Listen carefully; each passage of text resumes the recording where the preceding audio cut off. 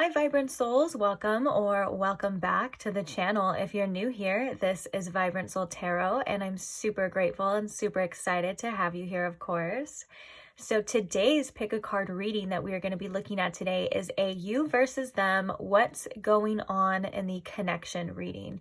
So this is going to be looking at the overall energy of you and the overall energy of your person, aka the person on your mind, whoever that may be to you. We're going to be looking at the energies, and we're also going to be looking at the connecting energies. We will be getting some channeled messages from this person on your mind. We will be getting advice for you and also looking at some charms as well. So we do have a lot to cover, and this will be in a person A, person B format. If you are unfamiliar with that, I will explain it in your pile. So with that being said, let's go ahead and get into the pile selection. So today we have these 3 piles to choose from, and we're going to start right here with pile number 1. So pile number 1, we have the Vessel deck, and the stone for pile number 1 is an agate cloud. So this is the stone for pile number 1.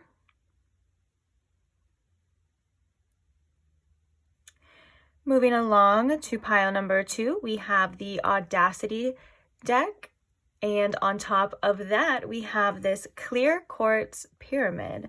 So I'm just going to give you a quick look. This is the clear quartz pyramid for pile 2.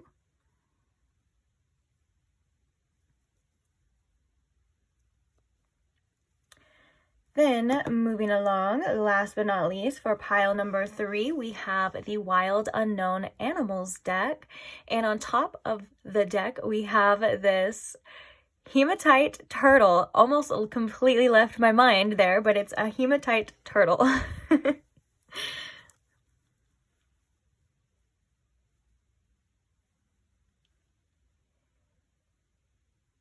Okay.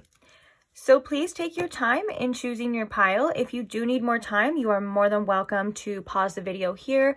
Take as much time as you need. When you do have your pile selected, I will post the timestamps, and any other questions you may have, I will post those in the description box below for your convenience. And I can't wait to see you guys at your reading. Bye! Hi, pile 1. Welcome to your reading. If you chose the Vessel Oracle deck, or if you chose the cloud agate. I was like, what is this? I can't even tell you right now. The cloud agate stone.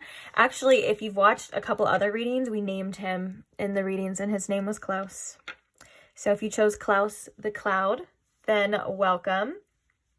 Okay, so today we're looking at the overall energy of you and the person on your mind.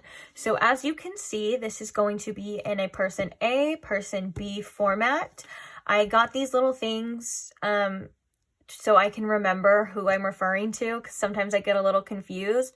Also, I got some feedback in the last you and them reading that just said that some people like to listen to it as like podcast style. So if I was referring to each group, like if I was referring to person A as this person, and same thing with person B, I can understand how that can be very confusing if you're not able to see what I'm talking about.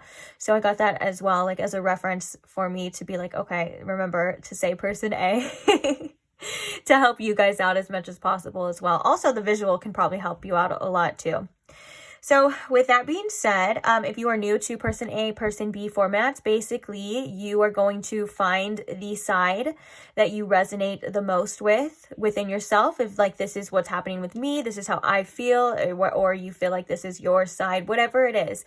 Now, I do want to say it's very common to have mirroring and connection. So if you feel as though you can see yourself in both parties, that's perfectly normal and that's perfectly okay. If that is the case, if there's a lot of mirroring going on, but you're resonating with it, then I wouldn't even put too much pressure on who's who. If that makes you feel better, I would honestly just sit back and just see, you know, try to get a bigger picture and relate and see what's going on, because there's probably some important information for both sides, you know. for you. Oh, and one last thing before we get started. If you don't see yourself in any of these piles and you're like, what the heck is this person talking about? I don't know what she's saying. She's weird. I know, I'm just kidding. I know you wouldn't say that, but this person's crazy. They don't know what they're talking about. They don't know what they're doing. I'm totally kidding. Sometimes people do comment that though, like when they're in the wrong pile, they're like, you are so wrong, lady. And I'm like, I think you're just in the wrong pile, but hey, who am I? You know, what do I know? And I'm not here to tell you what to do and how to live your life, but I am here to remind you, if that is something that you're kind of experiencing, then just maybe, hey, you're probably not in the right pile, because this is meant to resonate with you on a certain level, whether it's both or one, or you'll know, just you'll know. So with that being said, let's go ahead and see. So we're going to start with person A. And we are going to look at the overall energies. I think I'm going to move this and I'm going to put it back later, because I know that there was some extra cards here. So I'm going to make sure we have as much room as possible. Also, I'm going to have to stand up after to see how it looks. So sorry if I put it down and you can't see it. We'll adjust it. We'll fix it later. Okay.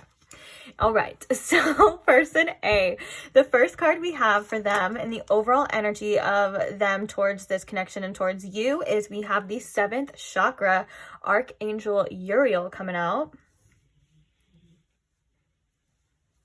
The next cards we have, which ones do I want to do next? I think we'll do this one. The next card we have is the Black Egg card.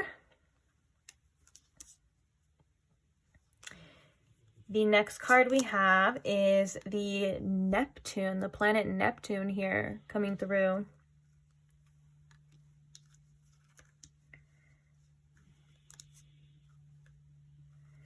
All right, we also have self-doubt.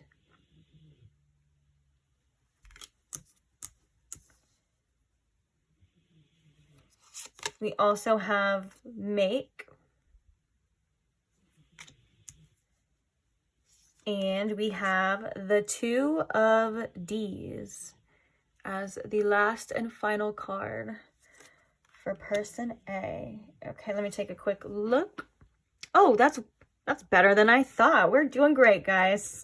We have a lot more room than I thought. Okay, so that's person A. Let's go ahead and put person B's cards out and we will begin. So the first card we have for person B here is we have Blossoming Abundance in reverse. I just heard I'm trying to get my money up. Good for you, person B. Okay. I do feel like this is in regards to the connection as well. I do think that there's double meanings, but that was just really funny. The way that message came through was like, I'm trying to get my money up right now. All right. Let's see what order. Should we keep the same order? Why not? So the next card we have is the Sea Serpent, which is interesting because now we both have 2 spirit cards coming through, which is kind of rare and pretty cool, I'm not gonna lie. And I think that's also telling as well to the connection. The next card we have for person B is the planet Venus. Ooh, and I love that you guys both got 2 planets as well through this deck, because this deck has lots of different astrological things, so that's interesting. I'm already kind of seeing, guys, this connection may have quite a bit of mirroring as well too, so just a heads up. It doesn't have to be that way for every single person, but I am kind of seeing that a little bit already. So on that note, the other card that we have is Release here. And last but not least, we have the Audacity. Interesting. So that is for person B. Let me take a quick little look. Uh-oh. Okay, so person A may have taken up a lot of the room.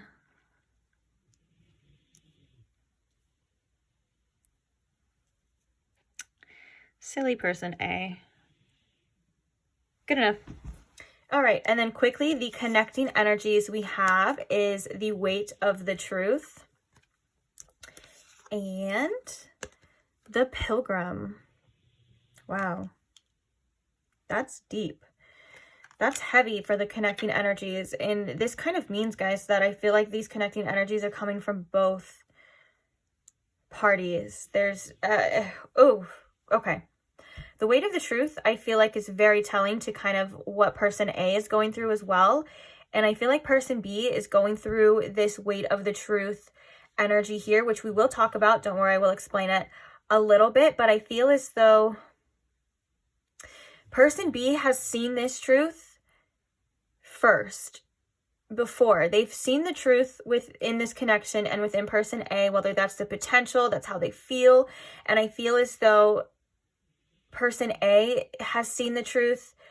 They've seen the light. Hallelujah. No, I'm just kidding.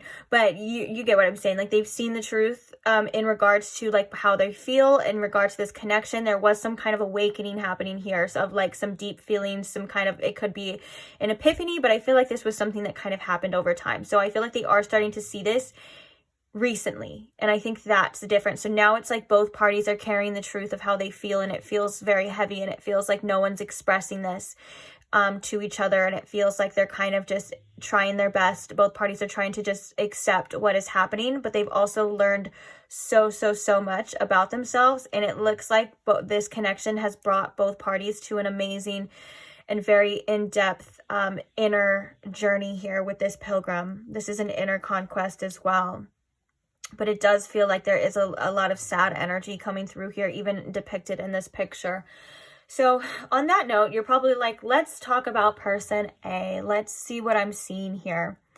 Okay, I feel like person A, there's so many cards that are representing this person has an amazing connection to spirit, or at least the potential to have, you know, an amazing spiritual abilities. This person could be like low-key psychic as well.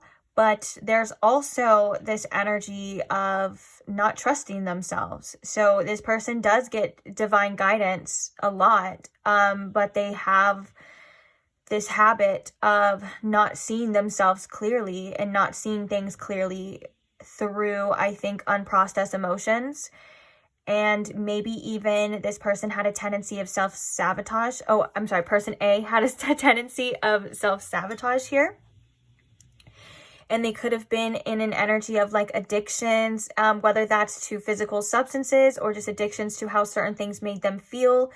There's a lot of, with this Neptune here, there's a lot of unclear energy, but then there's also the clear truth right here. And I think that person A goes back and forth on what they feel to be real and what they feel to know. And I think that's about the intensity of this connection. And I think that's about the potential of this connection and everything that this person B could have done or has done for person A per se. I think that they weren't able to see it in a specific light. They doubted it. They doubted themselves. They may have even suppressed feelings. And now it's like they've come to this realization of like, oh, wait, I think that was right. I think person B was who they said that they were. I think person, you know, there's an energy here of like, I'm starting to realize now. I'm starting to see clearly now. I feel like with this Neptune energy, this person was kind of in this illusional state, but now it seems it's like they're kind of coming out. And I think that this also has to do sometimes with person A's self-esteem. I think that person A sometimes may not see themselves in the best light. And I think that there was a tendency for this person to find validation through other people, other connections, as well as like maybe just partners in general. But it seems like right now, that's not what this person is wanting to do. It seems like right now, this person is really taking a step back and is kind of looking within themselves and trying to see this clearly. And what's really interesting here is that on the card for person A, we have this in the mirror. So I feel like this person A was very triggered by person B, and I feel like they were kind of only seeing what they wanted to see for a long time from this person B, what I mean to say. And that's kind of this epiphany that's been happening right now, is that this person has realized that they're starting to see person B in a clearer light. They're starting to think, oh, wait, I think I was almost like this person's like, I was just projecting my insecurities. I was projecting my fears onto this person. And now I'm starting to see it clearly. And now I'm starting to see the potential that this connection really had. And the fact that we have the weight of truth in this, in kind of the connecting energies, like I said, and it's interesting that this person is facing, the face is facing person A, because the weight of the truth, I think a lot of it is coming from this person. But like I said before, it wasn't always that way. I think person B knew this truth, and they knew the potential of this connection, and they knew what it was, or they knew how they felt, you know, before person A realized it. So now moving along to person B. Person B has a very lighthearted energy. Person B has a very beautiful energy. This could be a divine feminine energy, also doesn't have to be. But I think one of the things right now that person B is discovering about themselves is that they may have sometimes they hold back when it comes to expressing their desires, when it comes to expressing their needs in a connection.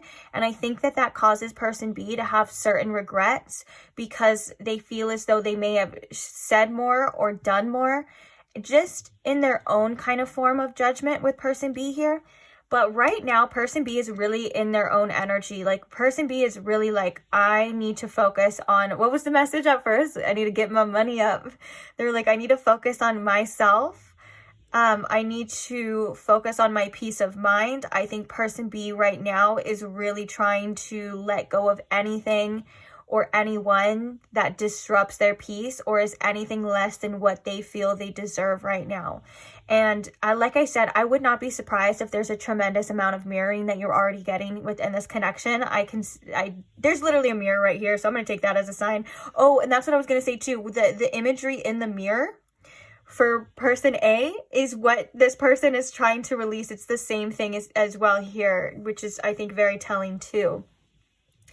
But right now, I do think, you know, person B is still, even though there's an energy of release, and even though there's an energy of like, if you've done this to me or you do this to me, then I'm out. Like, I'm good. Like, if it cost me my peace, it cost too much. Like, this is definitely an energy here. But I can't help but see with these two cards here that there's still such a strong desire for person A. With the Venus card here, this is definitely a card of love, regardless of how far you are, like, you know, in the connection, whether you say that you love each other, but it's a card of love, of romance, and definitely desire. And I can't help but notice, but the Sea Serpent card as well is also the ruler of the second chakra, which is the sacral chakra, which is about desire as well. And so I think that person B still has this desire for person A, but I think that right now they're really working on what they can control and what person B can't control.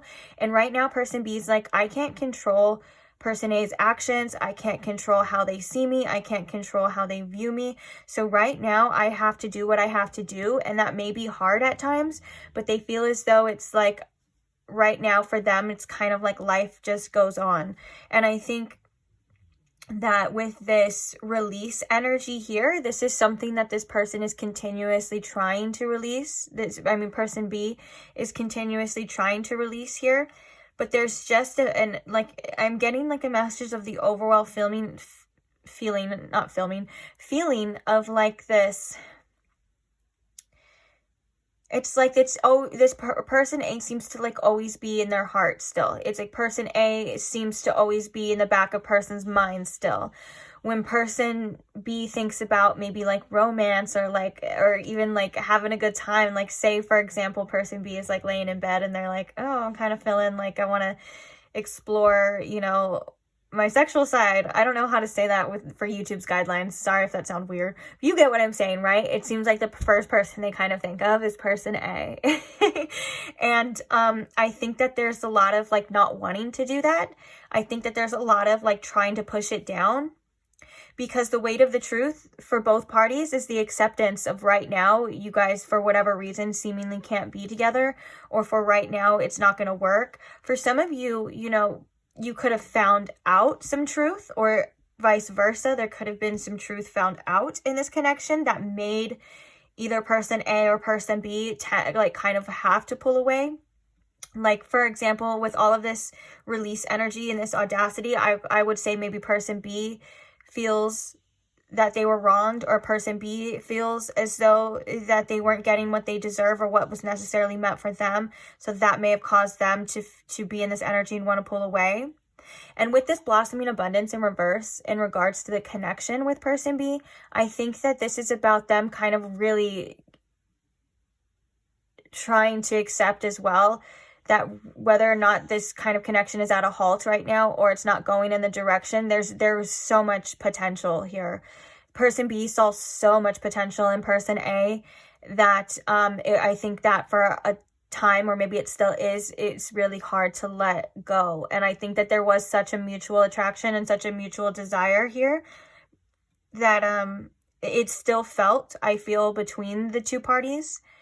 But it's like, that's why we have this weight. It's like there's nothing really we're doing about it. There's nothing that can be said, can be done, which is again causing both parties to go on this beautiful, and it may not, I know I say beautiful, of course it seems very challenging, but I mean beautiful because this self-discovery, and the Pilgrim card means that you are on a beautiful journey of self-discovery, that you are, you know, going within, which I feel like a lot of the time is kind of the cause or the reason for powerful, you know, impactful connections.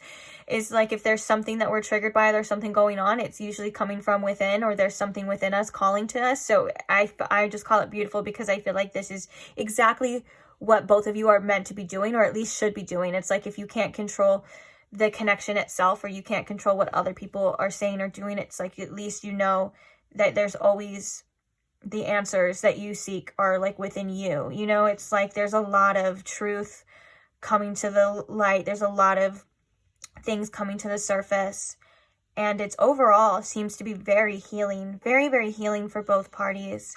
But I just can't help but when I'm talking, you know, about this, when even on both sides too, as I was talking, you know, about person B and how they feel about person A and vice versa, my heart chakra just felt like there was such a huge longing. It did feel like it was coming obviously straight from the heart, since it was the heart chakra, but there was a beautiful longing energy.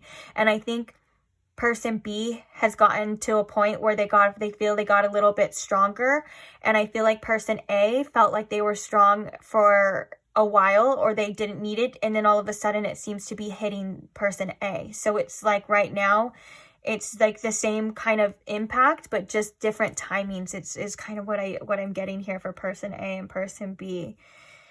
Honestly, I'm not gonna lie, guys. It's very heavy, but it's very beautiful at the same time.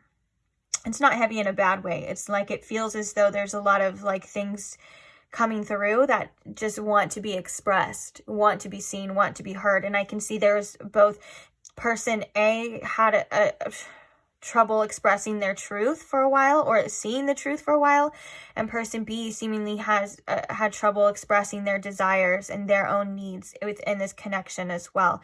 And so finding a way or an outlet to express this, whether that's just hearing it through this reading, or seeing it or feeling it in any way, just kind of getting it out. It seems to be something that is very healing. So if you felt called to get out your feelings, like whether that's journaling, writing a letter, you don't have to send the letter. Actually, I don't know. I would leave it up to you. I'm not here to tell you what to do, but if you feel like, you know, just getting out all your thoughts and feelings in a safe, controlled place, whether that's with somebody you trust, somebody you can speak to, if you have a therapist, or, you know, journaling, I feel like this is something that would be very helpful and will help speed up this process. So if you are somebody who is kind of keeping it in, or keeping it all in your mind or in your heart, getting it out in any type of way, it would be tremendously helpful.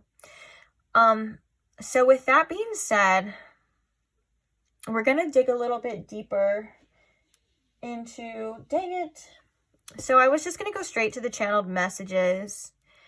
You know, we're going to do something different. Actually, we're going to switch it up. So we're going to get some channel messages from person A to person B, and we're going to get some channel messages from person B to person A. So let's see. It's like, I don't really have anything else to say.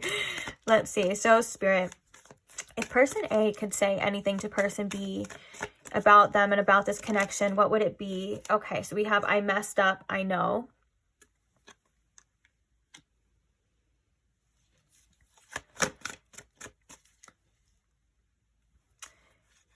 If person A can say anything to person B, what would they say?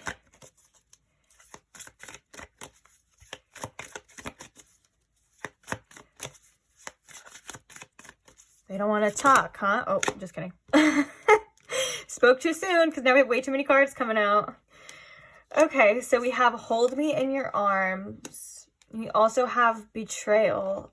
And I'm not going to, we need room for the other deck, so, but I will show you them. And sometimes I get comments of like, why'd you just show me and put it back? It's so annoying. I don't know, okay? I don't really care. It's not that big of a deal. Sorry. I'm going to go off on... Just, there's bigger things to be upset about, guys. At least I'm showing you, okay? Sometimes I put them back. Still love you, though. Okay. So we have I messed up, I know, hold me in your arms, and we have betrayal. So the ones that we have is will you marry me? But we also have you will leave me. And we have I miss you. Oh, that I miss you felt so... That made me want to cry, I'm not going to lie. Like the feelings coming out. Like it's just... I told you there was such a longing coming from this energy. From both sides. But... So with the betrayal, I feel like this could also be with this Neptune energy. This could be self-betrayal. This person may have tendencies, person A may have tendencies of betraying themselves as well. And also I think that there's a betrayal wound here coming from this person. Whether or not, you know, person B did anything, I don't think that's what the point is. I think what's happening here is this person may have past betrayals or betrayal wounds from past connections and things like that, and may have just been in an energy of a little bit of a self-sabotage here, especially with this I messed up, I know. Regardless of how big the mess up was, like this could be many different things for each of you. It could be something very specific, like it could have to do with that truth energy coming out, or it could just be from what I'm seeing from person B's side, is person B felt like they weren't getting just whatever it is, they weren't getting what they deserve, so they had to do what they had to do. And so this person, I feel like, is definitely acknowledging it. This definitely is in tying to that truth, tied into that realizations. This person A, you know, that kind of epiphany, that realizations of like, dang, like I'm seeing something differently now. I'm seeing it clearly now. Before I wasn't seeing it clearly. Before person A feels like they weren't in their right mind or they weren't able to see this. Whereas person B was seeing it right away. But it was almost like it was a little too late by the time this person has realized it. And that's why, again, I don't mean to repeat myself, but I think it's just very powerful, this imagery of this weight of the truth. It seems like it's facing this person, but it's coming through as the connected energy. So it's something that both of you are having to accept, or the weight of the truth is on both of you as well, too. Okay. So if person B could say anything to person A, Spirit, what would they say about how they feel? So we have I trust you. For some of you, if you resonate with person B, I feel like this could be like an energy of like trusting now in where you feel led, like trusting in this connection now, whether or not you necessarily trust this person or not. I feel like this is just an energy of you starting to trust yourself. If you are person B, sorry, or person, I guess I could just say person B format. It's person B starting to trust themselves, as well as like there's a calmness kind of coming from this now. Or it's like maybe for some of you, or for person B, now I'm getting tongue-tied. And it's so funny because I'm staring at this too. Do your job. You're supposed to work. It has worked pretty well, I'm not gonna lie though. Okay, anyways, it's like I just feel very strongly like person B is like, I trust that person A is gonna come to their senses when they need to come to their senses. I trust that person A is going to be able to work through whatever they're working through. And even if, you know, the future is unclear, I feel like there's just an altogether, like there's almost like this person kind of coming at times in a sense of peace and of just trusting the process.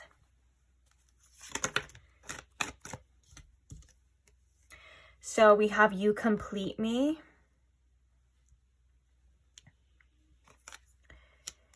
Okay, what else would person B say to person A, Spirit? If they could say anything. I dislike you right now. I feel like that's kind of understandable. And I feel like this card has been coming up in so many different readings as well. Channel messages for a lot of different readings. Oh, at the bottom of the deck, we have I feel whole with you as well. Yeah, this is kind of telling to whatever had happened between person B and person A, the fact that whatever made person B realize that they kind of have to release anything that they've been holding on to that's like hurting them. And with this Audacity card, like, again, anything that's costing them too much of their energy, too much of their time. So I do feel like there is a little bit of, you know, whether that's I dislike you, I don't want to say like full on resentment, because I do think that person B is also in an energy of, or maybe almost in an energy of forgiveness with this I trust you here. But I want to say that there's a little bit of anger, you know, for how things had happened. And I do want to say that that's completely valid. All emotions and all feelings are 100% valid. Like, if, you know, you feel like you've been suppressing your anger in regards to this, or if you feel like I shouldn't be mad, that's just how life goes, like, let yourself feel those feelings as well too, regardless if you're person A or if you're person B. If that message resonates for you, allow yourself to feel those feelings, because it is frustrating. Connections, they can be very frustrating, and it can be, you know, especially if it's not what you deserve or what you wanted, it's okay to feel however it is that you feel. And there's cards in here that actually get really like kind of mean. Like, I think I want to say that there's like, oh look, yeah, like we have I'm emotionally unavailable. Oh, I have an addiction. I need you. Okay. I don't know if those are resonating to your situation. I definitely could see that.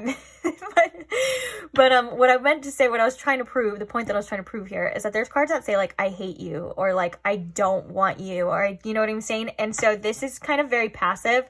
To me, it's like, I dislike you right now, because it just means that I feel like the phase that person B is in is like, I just can't F with you right now. I can't mess with you right now. Like, you're showing me that you're not able to give. This is coming from person B, by the way. You're showing me that you're not able to give me what I have been asking for. And so right now it just seems like, can't mess with you. I can't do it. And it's like this person's like, person B's like, damn, like about it. Like, they're like, ugh. Like, it's very upsetting, or at least it was, because I feel like person B has had more time to process this information than person A. Interesting. Okay, so we're going to get a couple more channel messages, and then we're going to get your advice, which is actually the charms. So where are we at on the screen so it doesn't cut me off? Okay, sorry. When I have to raise it, I get nervous because sometimes it cuts me off, and I'll just be blabbing and yapping and no one's even listening. Okay, so this is for person A. Oh, look at, guys, we have my last relationship wrecked me. That's definitely those betrayal wounds as well coming through. And then we have I'm still salty and butthurt. Ooh, that's kind of a little bit of the same energy, not gonna lie. Okay, and the channel message from person B to person A.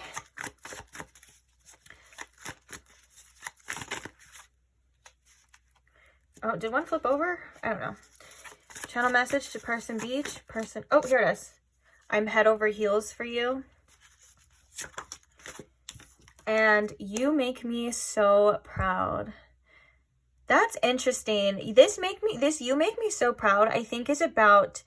This could be coming from person B's higher self, and I do feel like person B should be very proud of themselves as well. But I feel like whether or not this is coming from a higher perspective or not, I think that person B may have been able to sense a shift within person A, within person A's energy, instead of like whether or not person A at first was like in kind of a runner energy.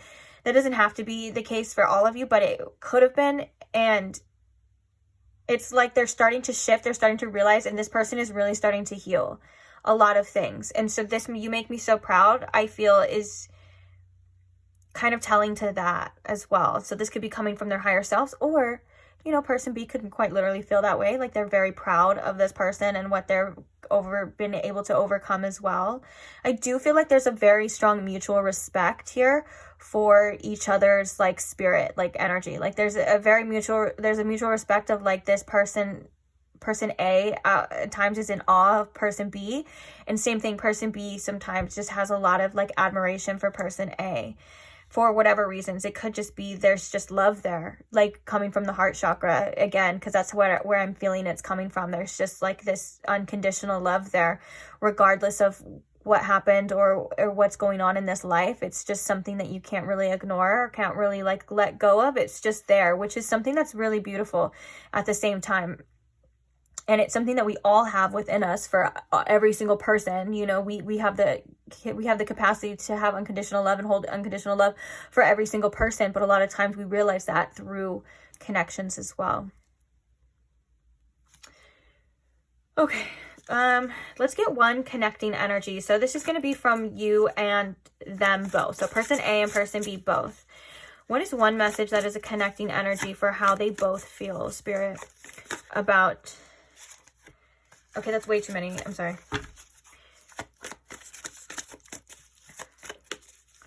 What is one or two? I always do that. Let's get another one. One or two for how they both feel. What are the connecting energies of their feelings right now, Spirit? Okay. Ooh, so we have them always busy. Oh.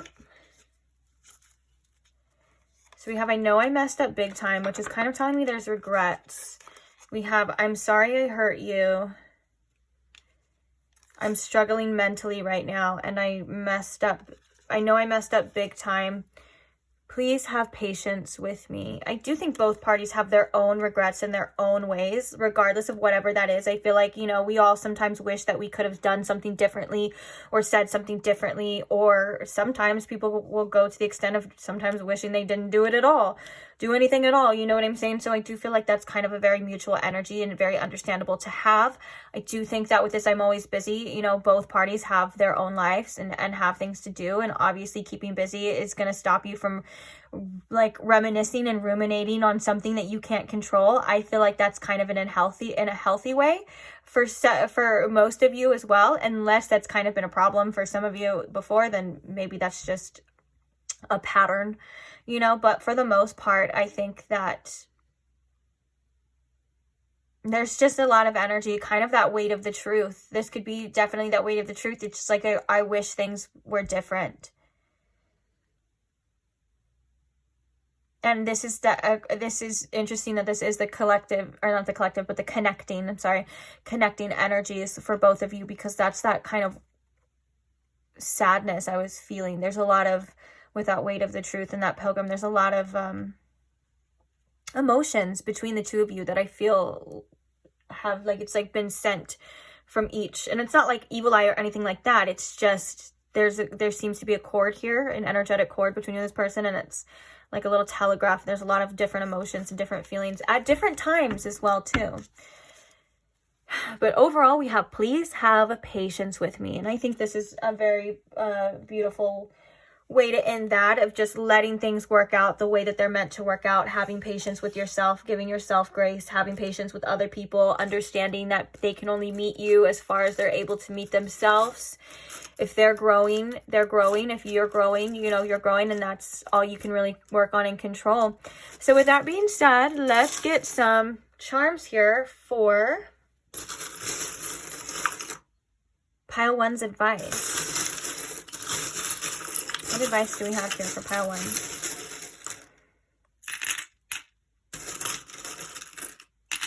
Okay. This here, okay, I'll set that down so you can see it, because at first I was like, what is that? Okay, where do I even want to start? I feel like we're going to start here is remembering that, like, it's kind of like what we were just saying with that, have patience. Remembering that everything, regardless of how it seems, is going to be okay. Whether or not, you know, that's going to be the outcome that you want, the desired outcome, or what you're trying to achieve, regardless, it's still going to be okay. And I think that's something that's really important to remember, is that there is a bigger picture, that spirit does have your back, regardless of what it seems or what it looks like. And it's all going to work out for you in the end, the way that it's meant to work out. So sometimes we feel like we're kind of going against the current here with this fish. We feel like we're just constantly swimming against the current. And at times that can be a helpful thing, but I feel like spirit really wants you to just surrender right now and let spirit and let the current kind of carry you to where you feel you need to be. And that's gonna get you to where you're meant to be, to your destination. I feel like this is something that you have been working on, is what I'm hearing. And so I'm probably not telling you anything that you already know, but with the starfish here, this can be an energy of holding on very, very tightly. So maybe to release any preconceived notions about any outcomes, about any people or anything like that. Because, you know, it seems so like ass backwards, but in journeys like this, especially in spiritual journeys, the more we let go of somebody, the more we let go and we release, the more, you know, it actually brings you and other people together. It's quite interesting at times as well, depending on the situation, but it is very interesting. So with the starfish here, I think this is about like learning to let go, not holding on to too tight as well. I feel like with this starfish, there's also a message about your beauty, about your outer beauty. Spirit's almost like kind of saying like, you're very beautiful, you're very good looking, you're very handsome, whatever. You don't need to focus too much on that as well. Is a message with this too. And also the starfish represents a beautiful energy of divine love too. So we have a lot of things. We have a lot of like water, you know, energy here. We have a fish and we have a starfish as well. So don't forget to get in touch with your emotions. This could help you release those as well. That could help you kind of feel like you're kind of going with that current, just this big energy of like letting yourself feel what you need to feel as long as you need to feel it. And I feel like there's an emphasis as well as on as long as you need to feel it, because sometimes we feel like we should be over something already, or we're like, why, you know, and grief and feelings like that, they're not necessarily very logical, right? It's not like, it's not something that's like, okay, you do this and this and this and then it's over. Sometimes things come back. Sometimes we process things more than once. Sometimes we have to feel it again. And I think that spirit really wants you to remove the self-judgment from this and give yourself that grace. And then you'll start to see that you process things faster. You'll start to see that it's not as bad as it seems. It's almost like I'm getting somebody kind of sitting there, like whether that's like at night or in their bed, and they're kind of just having this huge release of all of this emotions and being surprised by how light they feel the next day.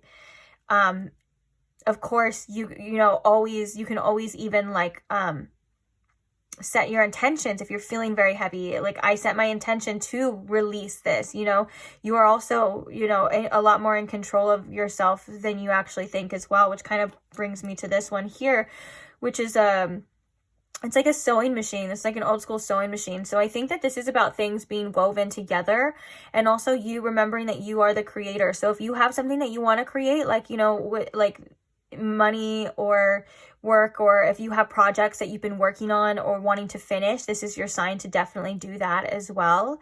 And just remember that even though it can be tedious, and even though it seems like sometimes, you know, it's backbreaking work, you know, this is a message I feel like for a specific person, that the outcome is going to be worth it. So like, for example, this is a sewing machine, and if, you know, you're kind of tired, but you really want to make this really cute special jacket to wear to this really special concert, like, trust me, putting in that work, putting that effort into yourself, creating these pieces, putting the pieces of the jacket together, it may seem tedious, it may seem annoying, but you are going to thank yourself, you're going to love it, and you're going to look so good.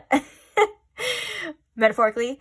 And, you know, it's going to be so worth it. So remember to take time to work on the things that you love as well too, like the things that you want as well. Whatever you want, you can create.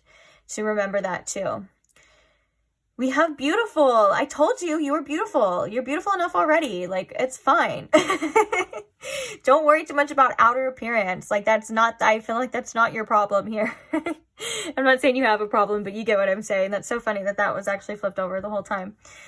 And also, speaking of that too, we have this ambitious, which actually is Capricorn, but it flipped over on the ambitious side as well. So, you know, it's time for you to, you know, get that spark back, or for some of you, if you feel like that spark has been kind of gone, I feel like this spark will be returning to you in regards to your ambitions, whether that's like, again, the things you're working on, your creativeness, or you're just ambitious towards life in general. Like, that's perfectly okay too. Like, you could just be like, I just want to see things, I want to experience things. I feel like this is an energy of that spark coming back as well, but also you being the one to initiate it at the same time.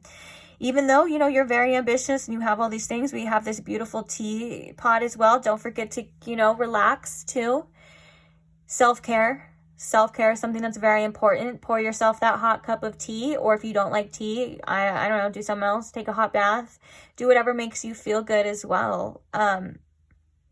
Make sure that you're having and setting intentional times, whether that's at night, one time at night, or throughout the day, whatever it is, to be mindful of your energy and to just be calm.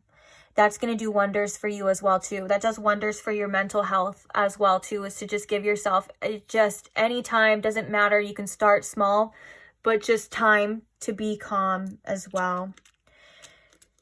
We also have this tape recorder as well.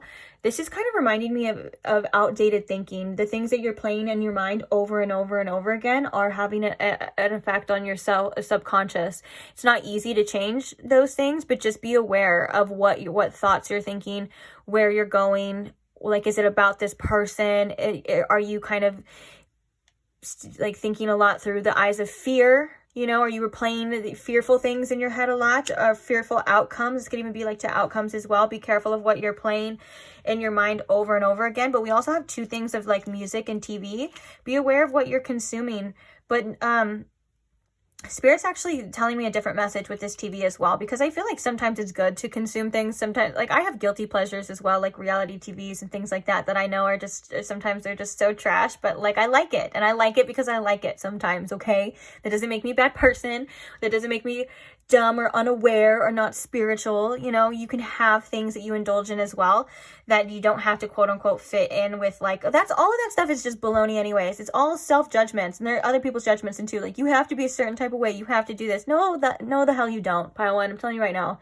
Do whatever you want to do, be however you want to be. Also, though, do be aware of how things affect you, though. Like, if things do start to affect you negatively, then obviously that's where the self-love comes in, to where you're like, hey, maybe I should do something else.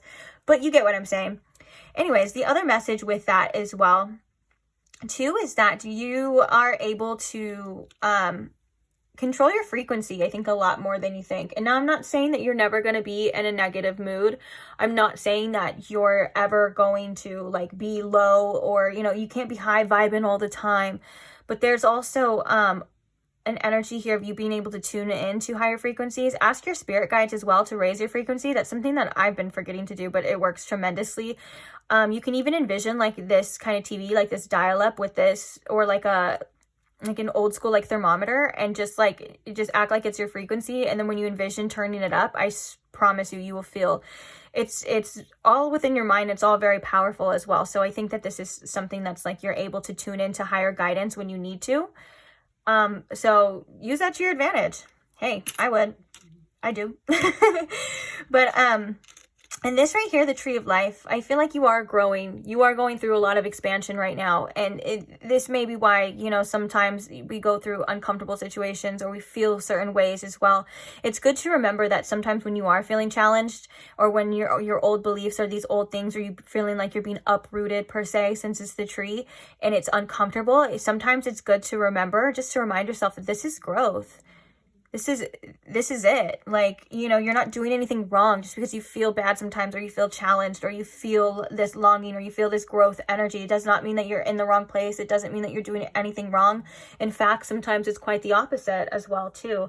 Not saying you always have to feel that way to have growth, because you can grow and you can learn through love and joy and beautiful experiences as well. I think it's important to have just as much of that as it is to have the other one.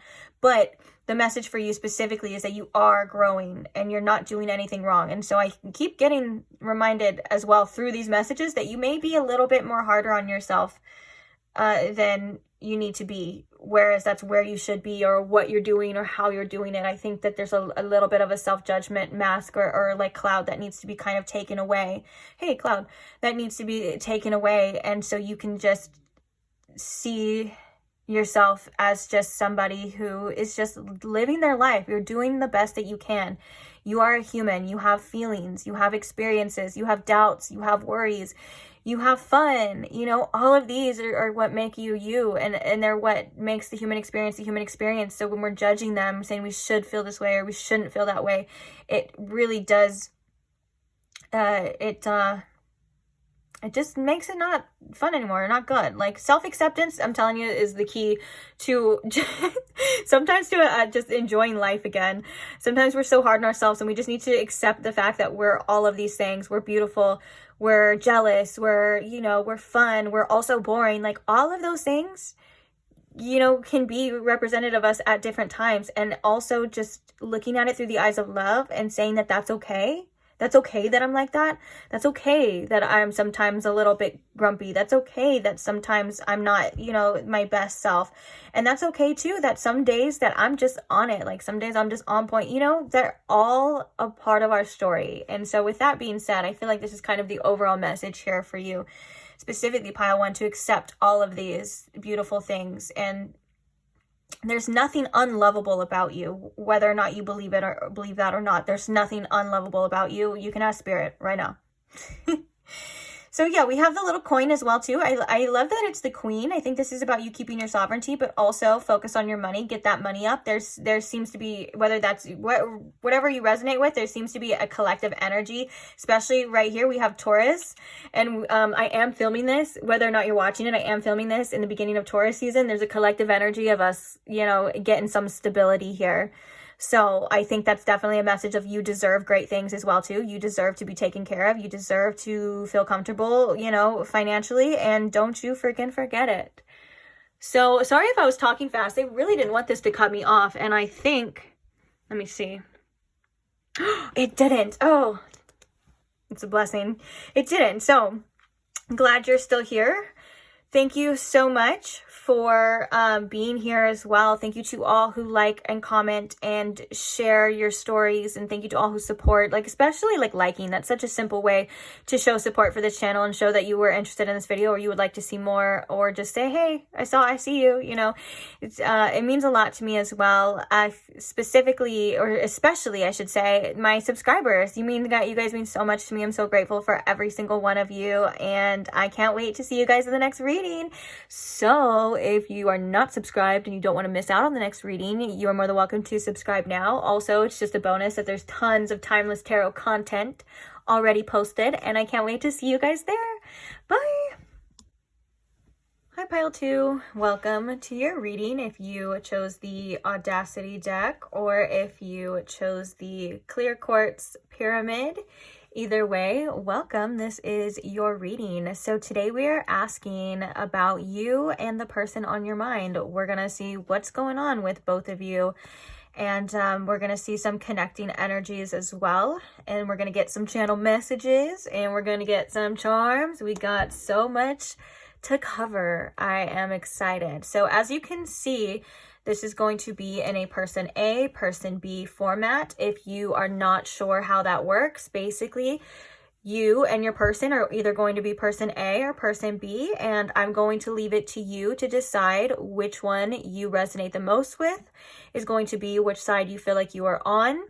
If you feel like you are in both of them, do not worry. That is just mirroring, and that is very common in a lot of connections. So I wouldn't put too much pressure. If there's a lot of mirroring going on, then I wouldn't put too much pressure on which one you feel is for you. There's probably some vital information in both of them, if you're resonating with both sides, that you can see from a different perspective as well.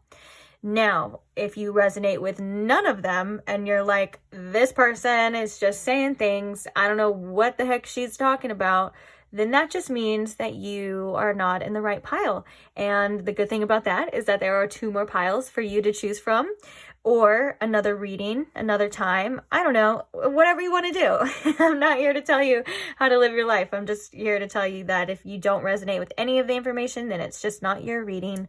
And that's okay. It happens sometimes. So without further ado, let's go ahead and get these cards on the table, because if I do recall that you guys specifically got a lot more oracles than I had anticipated. So let's see if I can get this all spread out for you, and let's just see what the cards are. So we are going to start with person A.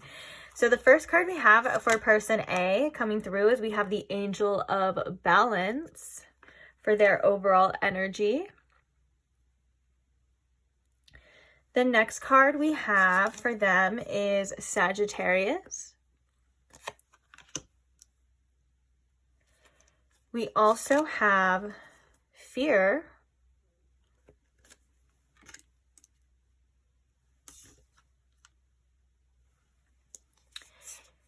And we have the Zoom meeting. And we have the Lamb. As well as we have the Lion.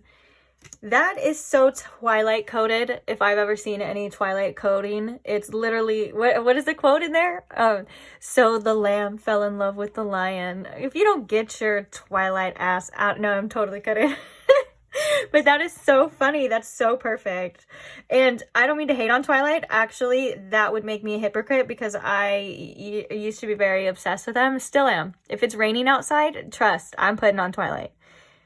Okay? So, trust, I have read all the books and I have the books too. Okay? So I'm not hating, but it's pretty funny. I'm not going to lie. That's pretty funny. Okay. Moving along to person B. Oh, let me check first and see. Okay. So this seems to be fitting pretty good. I think it's person B that I'm kind of worried about getting all the cards in there, but we will see. We'll do it together. So person B, the first card we have for them is we have the door to personal healing and happiness in reverse. The next card we have is Juno, and it looks like I've been freaking chewing on that card, but I swear I have not. This is one of the oldest decks I own, I think. So yeah, sorry about that. But we have Juno. Okay, we also have, how's this fitting? I think we're gonna make it work, guys. We'll try. We also have the Stingray.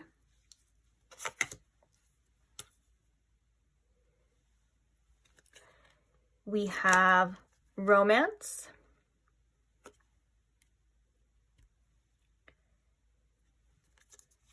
We have the last straw. And the last card, which I'm going to try my best to fit, we have support. Let's see, how far can these go this way?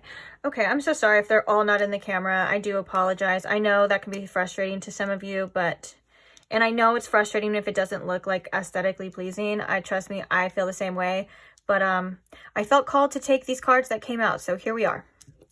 Okay, so we have pile B here. Now, for the connecting energies between person A and person B, we have the Heart Eater with the number 13. I feel like the number 13 may be significant, and that's why I felt called to. That was the only one I felt called to say, but we also have 34 and we also have 48, which they could be significant numbers as well. And we have the Bridge, which this is number 38. Oh no, I thought we had 38 twice, but it was 34 and 48. Okay, so we have the Bridge here, which is the connecting energies. Let me just take a quick little peek and see if I can adjust this in maybe a little bit better ways. I think we can just scooch this down so we can see it all a little bit better. Okay, and let's talk about it. Let's see what I am seeing here. Okay. Honestly, I feel like I don't even know where to begin. I was going to start with person A since that's where we started, but I feel like person B's coming through strong with a lot of things to say. I'm going to keep it organized and I'm going to start with person A. So sorry, person B. Mwah, I will get back to you. Okay, so with person A here, I feel like right now what they're kind of going for is really trying to, I know it sounds stupid because it's Angel of Balance, but really trying to bring a state of balance back into their life. I feel like this person doesn't like being out of balance. I feel like this person doesn't like kind of being out of their own element as well. And that kind of, I feel like, is important to what person B has showed person A in this connection, is that sometimes you kind of just got to get out of your comfort zone. Sometimes you got to face those fears. But all in all, what's really interesting is about the lion and about the lamb. These are very two different energies. That's why, like the quote in Twilight, it's like ironic that the lion fell in love with the lamb. But since these are both coming from within the same person, I feel like this person kind of puts on a persona, or they come across as a lot more stronger than they actually are. In fact, if it seems like this person doesn't care, or at times, or it seems like they're so unfazed, I think that's quite the opposite. But I think one of the things that this person does is really try to protect this lamb energy from within them, and they may pull away at times. That could be something that happens when they are triggered, or when they are kind of feeling fearful as well, which is really interesting too. We'll talk about it again with this bridge here. I think that there may be an opposite force for person B. That was really hard to say. Force for person B, even though it's still hard to say for me right now. That we're going to talk about in a second. But if you are not in communication with this person, I feel like the Zoom meeting is kind of coming to say that this person does feel like there is something missing within this person's day-to-day routines, whether that was talking to you or hearing from you, or they're thinking about you. It feels like this person does have their things that they kind of just go through, like going through the motions. And it seems like they're kind of a little bit dissatisfied right now with where they're at in life. Now, this Sagittarius for person A, I feel it could be significant to their sign. Like they could be, for some of you, that could be confirmation that this person does have significant Sagittarius placements, whether that's sun, moon, rising, anything like that. But I feel like for the most part, this is their energy of this inner explorer that they're kind of wanting to look into. I feel like when it comes to you, and when it comes to this connection, or I didn't mean to say you, when it comes to pile B and when it comes to this connection, that there's an energy of wanting to expand, wanting to explore, wanting to face something head on, wanting to express themselves in this beautiful, like Sagittarius energetic way of like, it's a very like unapologetic, it's a very curious type of energy. But I think that this person does tend to hold back a lot through fear. And I think, person A is starting to be aware of that through this connection, because there is a little bit of a desire here. But I think with this, it's like almost like other people see person A as the lion, but person A at times sees themselves as the lamb. So they see themselves as somebody who needs protection, or it can easily get hurt. I feel like person A to themselves and inside is very sensitive. And I think that to other people, they don't see that side of person A often, because of how protective person A is of their sensitive side. And I almost wanted to say, I almost heard a little bit, sometimes they are a little bit ashamed at times of showing too much emotion, being considered quote unquote weak, which we all know that showing emotion and vulnerability is actually quite the opposite of weakness. It's something that most people find it very hard to do, and it takes a lot of strength. And I think that that's something that person A admires a lot about person B, because I feel like person B is kind of a person that wears their heart on their sleeve. And I feel like person B right now is in the process of healing from whatever had happened in the past, or maybe from this connection. It seems like, I think that the fact that this door to personal healing and happiness is coming in reverse for person B is because they may feel like they kind of were healing, and then they came across this connection, or person B came across person A, and they may feel like, okay, I'm not as healed as I thought I was, or there's been a halt, or I've gone backwards. And from a higher perspective, I feel like with person B, that couldn't be further from the truth. We don't really realize the things that we need to heal until we come across people or situations that trigger us or bring things to our awareness or to the surface. So I just feel like that's the only reason why, because I feel like this person B is on a healing journey as well. And I think one of the things that they're really learning from person A, and what they're the energy that they're in right now, is they're like, I'm standing up for myself right now. Like, I'm not taking any more BS. Like, I think person B before in their past had a problem just in connections, maybe expressing their needs, or they were the type that allowed certain behaviors and certain actions when their inner self knew that that wasn't right. And so there was a kind of sense here, or an underlining sense of maybe person B used to betray themselves for love from others, or for the allowance and acceptance of other people's behaviors. And there seems to be a complete shift within person B, whether that's recently or just what they've learned from this connection. And that what person B is kind of learning right now is that, hey, I'm important too. Like, my needs are important. Yes, person B is like, yes, I have these really strong feelings for person A. Yes, I can see person A as somebody who is an ideal partner. There are these romantic feelings, and it's like all of this kind of coming up, I feel like, is really hard for person B. But they're, at this point in time, they're really trying to stand their ground. And person B is like, I need more support from you, person A. Person B is like, I need more from this connection. I need more from you. And I think that that's energetically has been felt from person A to kind of step up to this plate. And I think person A is being challenged. But I think, again, at times person A doesn't realize, you know, how much that's going to take, especially with this fear energy here as well, because it's not like the want from person A isn't wanting to give that to person B. It's that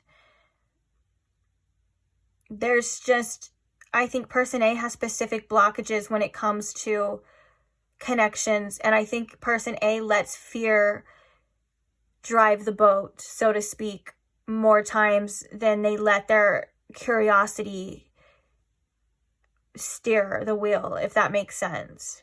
And I think person B used to do that a lot too. Actually, I think person B still does do that a lot too, just in different ways. I can see that there is mirroring, but I feel like there's mirroring in different ways, if that makes sense. One of the things that person B is working on right now is realizing that they're a valued partner just as much as they value their partners. And one of the things that person B is also realizing is what their true morals and what they value in a partner in general. It seems to be person B is going through a lot of learning right now about partnerships and about what they want from relationships and what they want from connections. And unfortunately, sometimes that can be from experiencing things that you don't want or going through things that trigger you as well. But all in all, both parties seem to be doing a lot of healing. But you know what's so beautiful that stands out to me is the connecting energies of this bridge.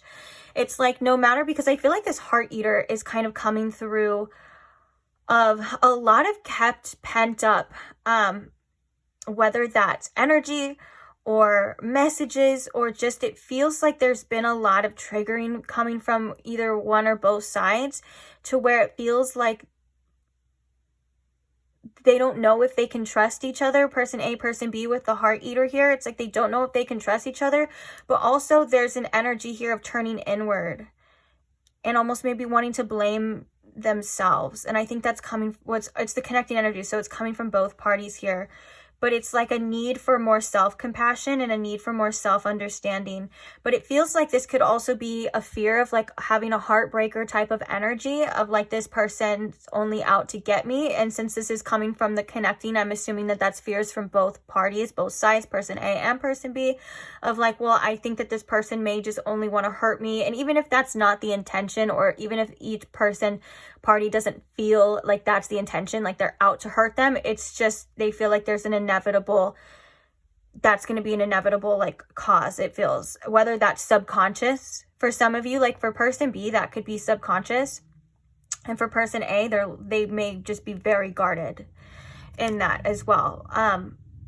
Also I'm hearing that could be for person A too, like they may have their trust issues here as well too, so just take what resonates, guys. But my back to what I was saying, this is such a beautiful like energy of this bridge. Like when this card actually came out, like it made me feel a little emotional, and I'm trying to show you the imageries on here as well. It feels like two people that have connected, that want to connect, that want communication, that want to bridge this gap as well. It's like each person's heart and inner self is like reaching out for one another. There's this longing here that is very beautiful. And this is almost like this beautiful energetic connection of that you and this person have connected, and it's like I'm almost feeling like maybe there's an energy of like being forever changed as well. No matter how deep you think the connection is or like how far along you've gotten, it does feel like there was this beautiful transference of energy from both sides that is very valued by each side at the same time, regardless of every other thing that's going on, regardless of all the other, you know, stuff as well. You know, it seems like there's just this beautiful, like one or both parties, I want to say both because it is connecting, but both parties are like kind of waiting for the other person to reach out, or holding out their hand and waiting for like something to happen, or at least for the connection to progress as well too, because there's just a beautiful, loving appreciation for the energy that has been transpired by each person here. And I just think that's really beautiful, even though we have this heart eater. So it's like the fact that maybe it's not going the way that they want to right now, it's causing this kind of anxiety, energetic heart eater energy. There's still just this beautiful desire for a connection here, for this connection. And I think that both parties see something in each other that is very beautiful, not just person B. The only reason why I say person B is because we have the romance card and we also have Juno here, which is telling me that yes, this person does see, you know, or want partnership from this person. And I think person A wants partnership from person B, or at least to a certain extent, but I think that there's a lot of hesitancy on what partnership even means to person A and what they have to give up, because I think person A is also somebody who really, really values their freedom and likes to be sometimes maybe a little too independent, a little too much on their own, whereas person B values somebody who is going to support them and who is going to be by their side. So if I'm going to be honest, and I don't say that, I'm not going to say this has to be the truth, and I'm not a psychologist, I'm not here to diagnose anybody, kind of looks like person A may have a bit of avoidant tendencies, and person B may be working through a little bit of anxious attachment tendencies as well. So like I said, that doesn't have to resonate, and I'm not here to diagnose anybody, but it kind of like from a higher perspective, that's kind of what it's looking like, this kind of like tug and pull type of energy here. But yeah, going back to person B though, with the stingray, one of the biggest things that they're really learning is their values, standing up for themselves, not allowing people to walk all over them anymore, and just really saying like, hey, like I have a lot of, this person B is like, hey, I have a lot of love to give and I have a lot of support here, and you know, but I'm not gonna take any disrespect anymore from anyone out of any of their relationships. It looks like this is something that this is like a lesson for. And I think that person B questions their healing a lot, because I feel like person B felt like before, like I said before, that they were at a certain level and they may have gotten brought back down because of this. But that's, like I said, again, that's not true. That's just kind of what happens. Like healing is not linear. I know you hear that a lot, but it's because it's not a straight line. It's a spiral. You go back and forth and back around to certain things, and you know, maybe this feeling like the same things, but you're seeing a different truth in it. You're getting something else. There's other types of sustenance within that same situation that you are acquiring for your own development and for your own growth as well. For person A and person B. I know I'm saying you, but it doesn't matter. It's like, that's for everybody here. That's for everybody. So yeah, it looks like that's kind of the overall energy of where each other's at. It's like there's a desire for a connection. And it seems like person A may have other tasks or other responsibilities as well too with the Zoom meeting. But it's not enough to be an excuse of like, I can't do this. There's other things, like we see the fear and we see the lamb and we see all of these other things that are going on as well too. But that seems to be the overall energy for both of you right now. Oh, with person B too, this last straw, this could have been a significant incident, or that could have just been something that happened within person B where they were like, okay, that's it, I'm not doing this anymore, even though that doesn't stop the desire and that doesn't stop the connection and like the romance that they feel here, which actually this is very much like that healing symbol as well. So this person could be person B is very much healing relationship wounds, past betrayals. And I think a lot of this is self-betrayal for person B. They're really working on like being their own person, to where they're not allowing themselves to sacrifice their morals, their standards, and their needs for other people anymore. And I think that's something that's really hard for this person, for person B, because I think person B has a lot of love to give, whereas person A feels as though they don't want their freedom. And there's no right or wrong here. That doesn't make, I want to specify, this doesn't make any person better than anyone else or anything like that. It's just how people work sometimes, like their outlooks and stuff. Because I was going to say person A feels triggered at times when they feel like they're having to sacrifice too much of themselves as well too, like their freedom. But the difference in person B is person B sacrificing it for somebody else, and person A feels like they just want their own, you know, you get what I'm saying? I want to say it's like a selfish thing, but it's not in a selfish bad way. It's like this person's like, I want my own freedom, but I also crave this connection as well. And I think that this, to person B's energy and love, and at times can be very overwhelming to person A, but it's not in a way that they're like, I don't want that. It's in a way of like, it's just very different. It's very different, if that makes sense. Like, it's not what person A is used to. And with that angel of balance in that first message, or the first few messages we were coming out, it's like this person seems to be kind of stuck in a way of like stuck in a routine. And it's, if it kind of throws them out of whack or it throws them off balance, it's hard for person A at times to adjust. Very interesting, guys. I know that's you're probably like, what the heck? But like, or maybe you're not like, what the heck? I don't know. But this has been a very interesting reading. Anyways, my heart chakra keeps opening up every time I look at this image, though, of like these two people like holding out and just wanting this connection. And it's so interesting that it's called the bridge as well, too, because if there is any distance between you, they may want to bridge that gap. For some of you, you know, you may have felt or been worried if that bridge is burned, and it doesn't seem so, at least not energetically. And there's both an initial longing and desire for this connection, which is, I think, I mean, it's a starting point, you know. I don't want to say that's the most important part, because there's a lot of important parts, but it's a starting point, you know, to build something. You got to cross that bridge. All right. So what we're going to do now is I'm going to pull some channeled messages. We're going to start with person A. So I'm going to ask if person A could say anything through this deck of channeled messages to person B about what's going on with them, about how they feel. What would it be? And then we're going to do vice versa. So Spirit, if person A could say anything to person B through the words of this channeled message deck, what would it be? What would they say? I'm angry at you. Ooh.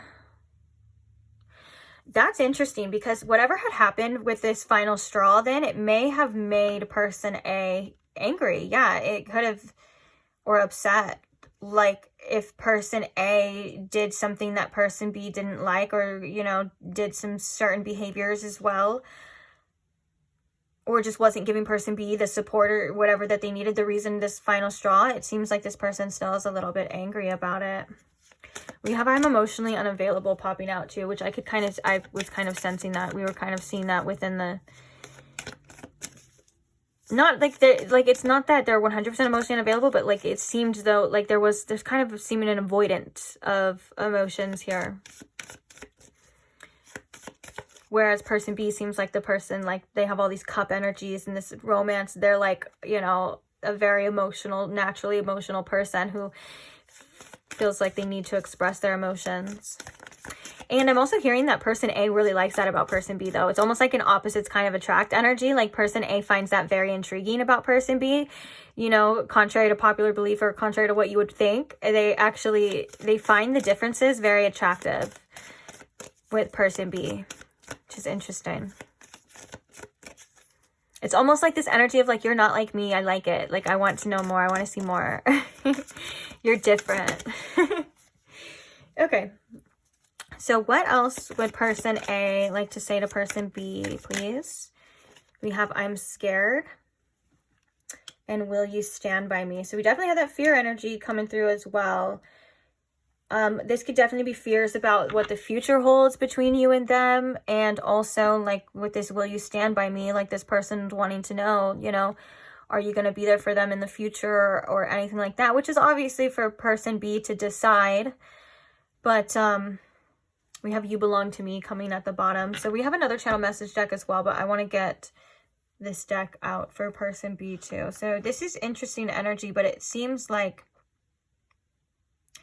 yeah, it seems like this person is kind of working through their own anger and their own issues, but I think that this person is kind of playing the blame game right now with this I'm angry at you, or not necessarily the blame game, but person A might have a little bit of a,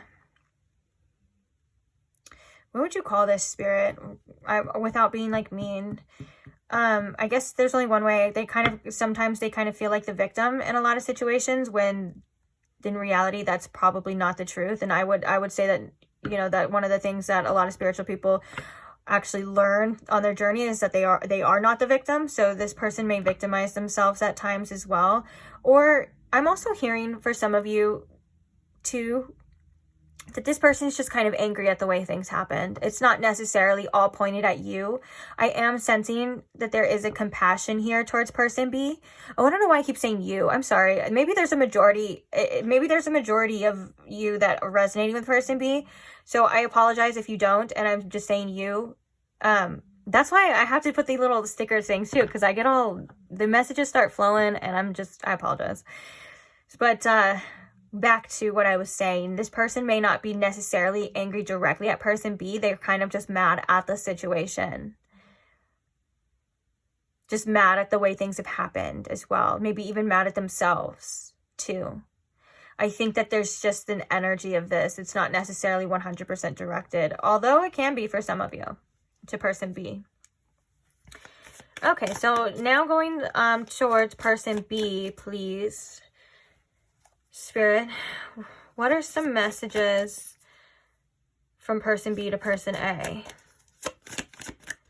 Some channel messages from person B to person A. My mental health is in a bad place.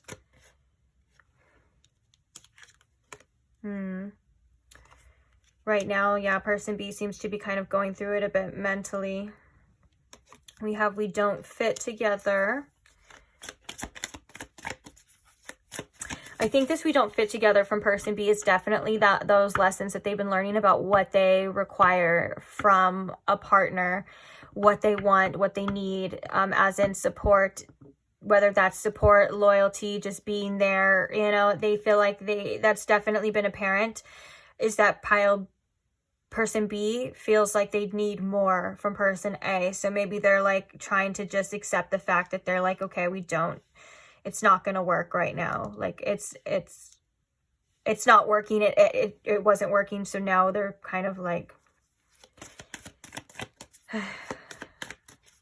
this could also be phases as well too. Phases for each, like this, like a phase of anger, a phase of fear, then a phase of like doubt coming from person A, you know, with those original channeled messages. And then like phases, like this person's kind of going through it sometimes mentally, like there's stages of grief or stages of just whatever they're going through. And then there's like this energy of like, okay, maybe we just don't fit together. This is helping me accept this situation. For some, this could be like denial a little bit, denying their feelings or whatever it is. You know, I think that these are like stages actually for a lot of you.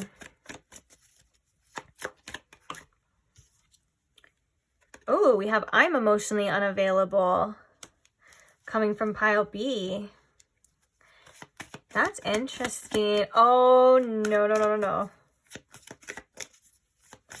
That is crazy because that reminds me of I'm lost in you. The fact that it says I'm lost in you is crazy too, because it doesn't seem like pile B is emotionally unavailable at all, but there could be a reason why. There's something deeper within pile B that is emotionally unavailable, which is why pile B might tend to attract or go for partners that are also emotionally unavailable. It's a subconscious attraction that makes it feel safe. So for example, if pile B or person B had emotionally unavailable parents or an emotionally unavailable parent, then they subconsciously look for an emotionally unavailable partner. And I'm saying subconsciously because it's not purposely, like it's not consciously to them, would subconsciously look for an emotionally unavailable partner because that's the unhealed child wound that feels safe, is chasing and running. And I think that right now, because we have this door to healing and personal happiness, this person is healing that. Pile B is healing that, but maybe they needed to realize this, or they needed this, aka last straw as well, to see this within themselves, to say, hey, I'm not doing this anymore. This isn't what I want anymore. And I think that that's the perfect start as well to kind of getting out of that victim mindset and to seeing like, okay, maybe there's a reason why this is happening for me. Maybe the universe is bringing me this, or I'm attracting this because of, you know, for example, like what we were just saying, there is something that is emotionally unavailable, but there's also a longing on both parties. That's crazy. And that's actually really, I feel like really important here with this information, because we can see the same mirroring, but we can see it in different ways. And like, there's nothing to shame any oneself about anything that is happening here, anything that is coming up.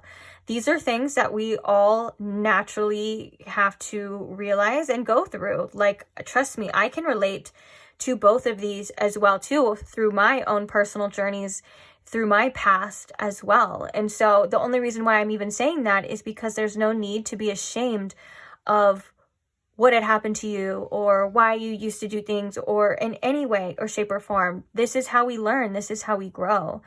And it's very beautiful, you know, to even sometimes to even get to see these things. There's some people that will stay blindfolded their whole lives, you know, and this is the step for you to want better, to attract better, which I can see pile B is doing that. And I can see that pile A is getting closer to that as well too.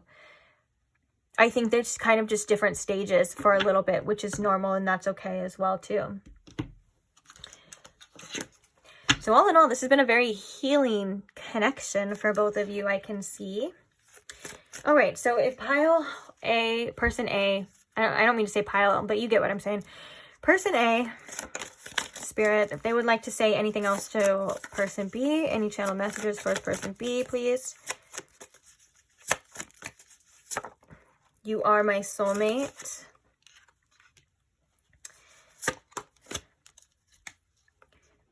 I want you to make the first move.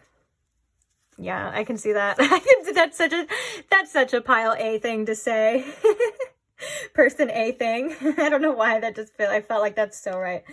But again, if you feel like you are person B, that doesn't mean you have to. Obviously, you're entitled to do whatever you want to do. This is just coming from this collective energy. And we also have, I just want to cuddle with you. Yeah, there's such a beautiful appreciation for you, for person B from person A. It's, and that's what I think that they admired so much, is they saw this beautiful soft side, as where person A seems like it was kind of hard for them to be vulnerable and to show that soft side. They saw it immediately from person B, and they just thought that was just the coolest thing. Like, they were just like, wow. This person is really cute. It's kind of like, I feel like what they were feeling. Also, I just heard though, the intense. They said person B is also very intense at times, or was very intense at times. Which, hey, there's nothing wrong with that too. You know, we're all intense in our own ways. Okay. So back to person B on what they would say to person A, Spirit. So what would person B want person A to know? We have, I don't know how I feel.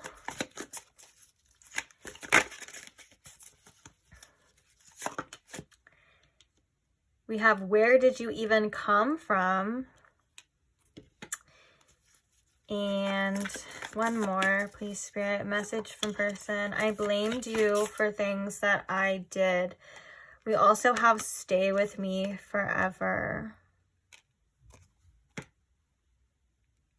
This could be a form of projection as well, but I feel like this is going to resonate different for every single one of you. So if this if certain messages don't necessarily resonate, then they just may not be for you. You know, remember guys, this is a general reading as well, so just take what resonates. But if you can like see where it's coming from, or you can see, you know, you get what I'm saying.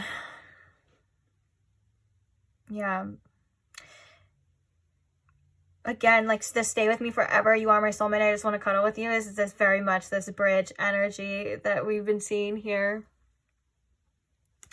We have at the bottom, I want to get to know you more.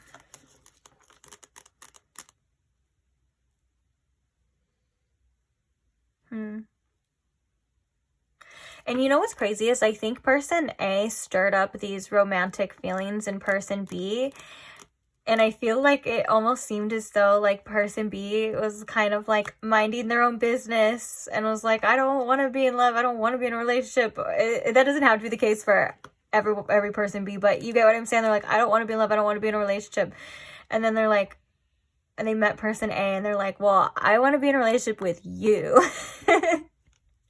And I don't know why that's coming through. That's so cute though. And I think it was the same thing for person A to person B too. I'm not going to lie, but that was just a message coming through from the person B side. Interesting though. Okay. So on that note, let's go ahead and get your advice. How much time do I have left on here? Okay. I'm going to try to, I don't want it to cut me off. If it does, that's fine. Let's get your advice on what you should know about, just what you need to know, I don't know, advice in general. We're just going to keep it general. What is some advice for pile 2, Spirit? We're going to use the charms for advice here for you. If it cuts me off, I will come back. Dang it, and you got a lot too. Okay, so the first one we have is the butterfly, which is, this is, indicative of your growth. You are transforming. And I feel like there's a big transformation that you are either in the midst of or is happening right before your very eyes, okay? So don't be hard on yourself. Trust yourself that you are growing. You are basically evolving to where you need to be. And sometimes that can be uncomfortable. Sometimes that can mean that we're getting triggered. And that means, we have to trust and let go and all that other stuff that we hear about all the time, and just trust it's for a better purpose, because you are going to come out on the other side way better. I'm kind of like that analogy of the caterpillar going through the cocoon and then coming out. Like, it's uncomfortable being in the cocoon. It's sometimes, maybe the caterpillar doesn't understand why they have to be in the cocoon the whole time. And I've even heard, that breaking out of it can be very painful for the caterpillar as well. Or I guess that would be the butterfly then. But you know what I'm saying? And they have to break out and in order to fly, but just trust that you are going to be flying soon. I know that sounds so corny. I don't mean to be so corny, but it's so hard not to. And you know what? There's nothing wrong with corny too. Corny is cool. It's fine, I guess. I was going to say something else too, and then my dog started like choking in the background, and that was really funny, but I didn't want to laugh. Okay, we have a tarot card for you, which is the Star. Oh, have faith in your future and in yourself. This is a beautiful healing energy coming to you too, but I think that this is all about the future that you have. There's so much beautiful things that you have yet to experience. There's so many beautiful memories that you have yet to have. There's also people you have yet to meet. I think that this is about your outward look towards the future and maybe shifting it to a more positive light, because things are happening for you. There is divine alignment happening for you and things are shifting for you. Even if it doesn't look like it right now, trust me, things are going to get better for you with this Star card. This could also indicate your faith, feeling like your faith is being tested. But trust me, it's going to work out for you in the end. We have I really feel called to this. You are my sunshine. I think this is about you not even realizing the beautiful presence that you have on people, the beautiful effect that you have on people. Like, you are quite literally somebody who has, yes, such a presence, but you bring a lot of joy to other people's lives as well. And sometimes you forget that, or you can forget that when you're in your own head a lot, or you're focused on other things, that you are a blessing, you are a gift to have, regardless of you know, whatever healing, like, you know, that we feel needs to come out, like, you're still a freaking ray of sunshine and you still deserve the best, okay? And this is all about positivity and, you know, radiating that from within. And I'm not saying to ignore all your feelings, and I'm not saying to be delirious and delusional and just think that everything's happy and all the time. I mean, if you could physically do that, I would say do that, because that seems more enjoyable than anything else. But I'm not trying to say to spiritual bypass any type of emotions or any type of feelings. What I am trying to say, though, is that the sunshine is there, or it will be there when you're ready for it. And just to remember that maybe you are the sunshine in a lot of other people's lives as well, too. Like, I feel like this is a message that you are very important and you are very loved. So remember that, okay? The other card we have for you is the Sun. We have the Sun card. Oh my gosh. The Sun is coming out for you, okay? And we have Optimist.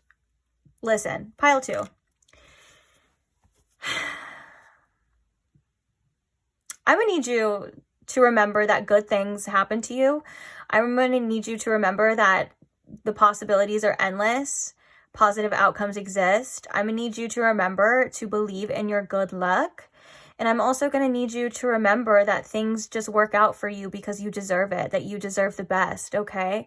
I'm also seeing the 5 of Cups right now. It can be easy to get caught in the losses. It can be easy to get caught up in all the things that we don't have, all the things that we will need in the future. But Spirit's saying none of that really matters right now. That you are very blessed. And Spirit wants you to kind of own in on that gratitude, because that gratitude will be the same thing that uplifts you and makes you feel better. And that gratitude will be the same thing that raises your spirit and allows you to attract more things in as well. Like I said, I'm not telling you to bypass any other feelings or emotions, but there comes a time where enough is enough when it comes to dwelling on certain things, because you deserve to feel good. You deserve happiness too. And so Spirit really just wants you to be happy and to be optimistic about your future. There's literally, we've said that message like 3 times, Sun. Oh my goodness.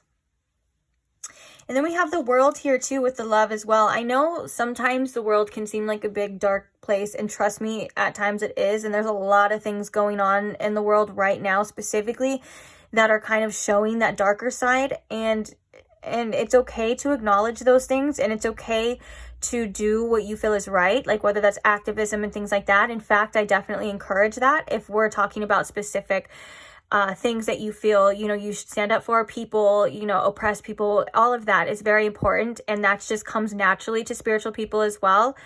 Or people with a lot of empathy and people with a big heart, but don't let it, you know, harden you as well too at the same time. Don't let it affect your heart at the same time, because we have a lot of love here coming from you from the earth at the same time. So don't also connect with Mother Gaia or the spirit of the earth, whoever you refer to her as, the earth, spirit, God, whatever. Anyways, connect with her or whoever you want to refer to them as. I'm getting caught up in the specifics. I know you don't care and it doesn't really matter. But, and nature as well, too. It's the same, basically the same thing, but you get what I'm saying. Connect back to nature and let it heal you. Also pay attention to nature as well. Whenever you are watching this, there's a message here to pay attention to whatever season it is. We are somebody who is very much affected, just like, you know, if you believe in astrology, we definitely are affected by the planets and things moving. We're definitely affected by the moon. You know, it controls the ocean and it controls the tides and the wind and there's a lot of things. So why not us, you know? So sometimes we forget that there's certain seasons and stages that can affect us as well too. So whether that's like winter, or maybe, you know, if you're watching this when it's like spring, it's time for you to come out of your shell. A lot of the times you will see like metaphors and analogies that kind of relate to what nature's doing at the same time happening within us. Like a lot of time when it's cold, sometimes people go through death and rebirth cycles. It's a time to go within. It's a time to, you know, stay inside and really get to know yourself. And now if it's spring, it's time to come out. So pay attention to the seasons. They have messages for you specifically here, pile 2, okay? We also have Aquarius coming out for you too, which is also the ruler of the star. I think this is about you remembering that no one else is like you. And that is quite literally a superpower that you have as well. Regardless of what's going on in a connection, regardless if you feel like somebody's going to just forget about you and blah, blah, blah, all that kind of stuff, that's not necessarily true. Regardless of even if they do, or somebody does, you know, forget about you, like, you're still you. And that is something that no one can replicate. That is something that no one can, you know, take from you. You are somebody who is very individualistic and unique, and your mind is something that is very powerful, and it could be a weapon, or it could be a tool as well. So, and that's really up for you to decide at the same time too. But this is, again, also, I think about a beautiful healing energy here. Now we have the mermaid. Oh, where are we at? Okay. We have the mermaid here too, which is, I believe this is about you getting in touch with your divine feminine energy, but also believing in magic again. When I think of mermaids, I think a lot of people don't believe in them, or they're like these mythical fairy creatures, and kind of, you know, siren energy as well. This could also mean you're attracting a lot of things right now, so be aware of what you are attracting and what you want. But I feel like this is about you and that outlook, believing the best possible outcome, aka the Sun card, is possible for you. Again, that shift of like, whatever you want, you can have, okay? Regardless of what your circumstances,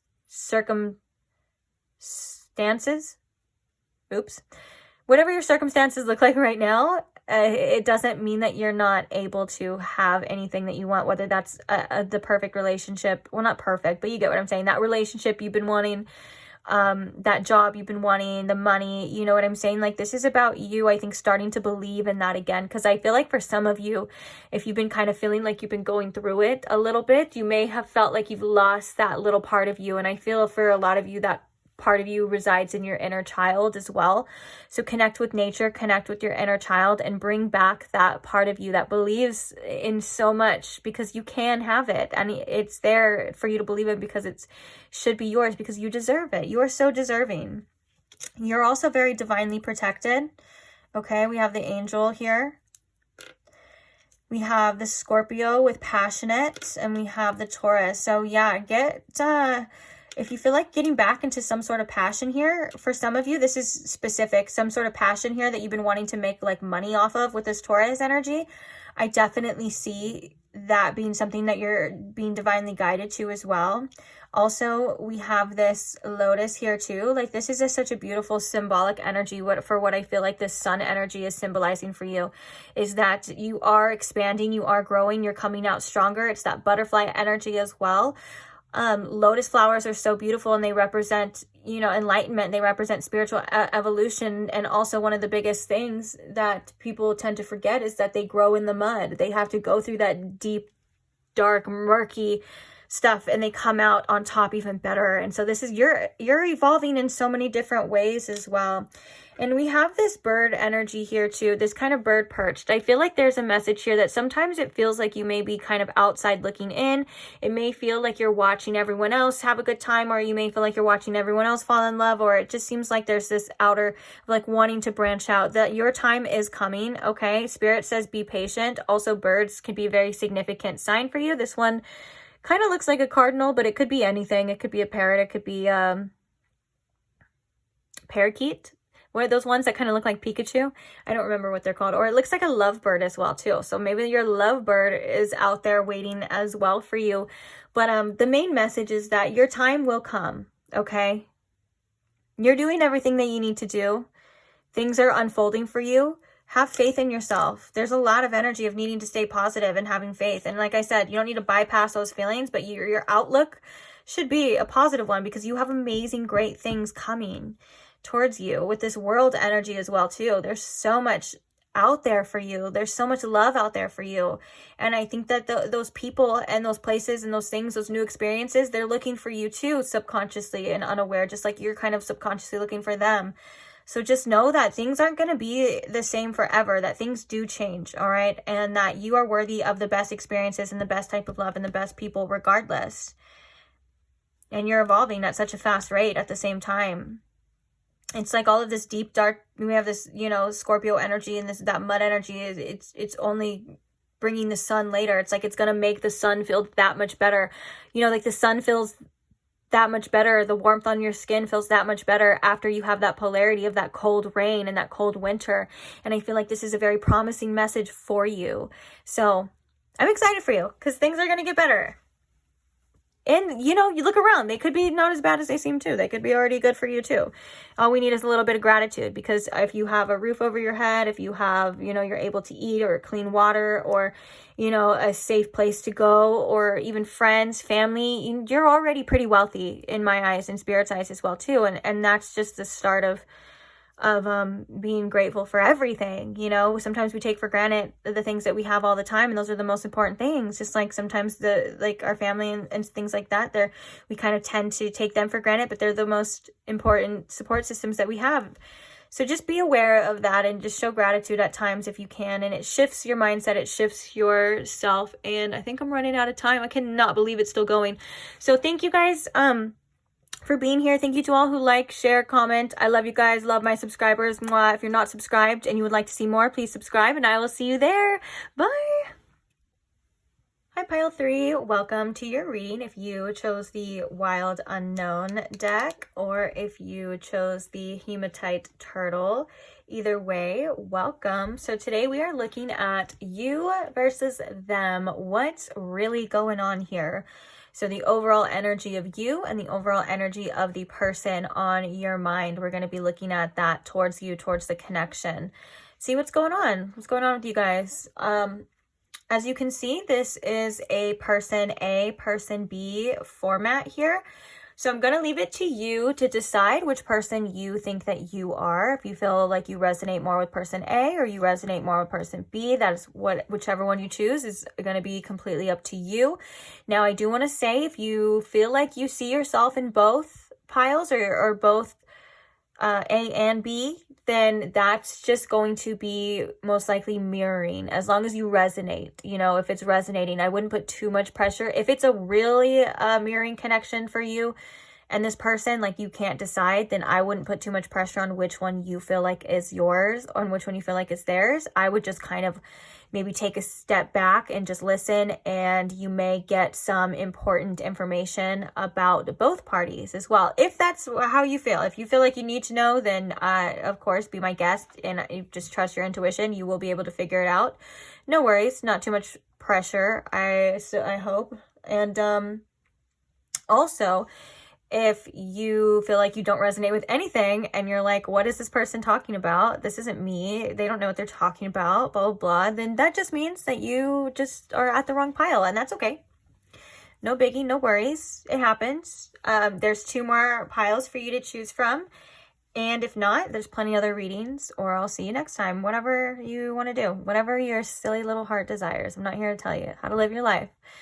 So with that being said, let's go ahead and get started. I'm going to move this out of the way for now, just so I can get all the cards out. We can have as much room. We're going to start by showing the overall energy here for person A. So the first card we have for the overall energy for them is we have the Yin Yang number 22 in reverse. I am just going to lay them out there, and then I'm going to check after. I can't see the screen right now, but I will do my best to make it all fit as much as possible.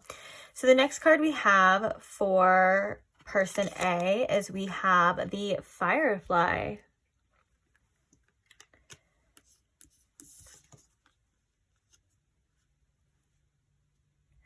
The next card we have is the First House.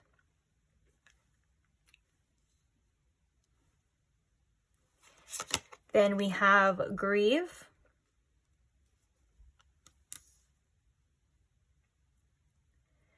And we have the Moon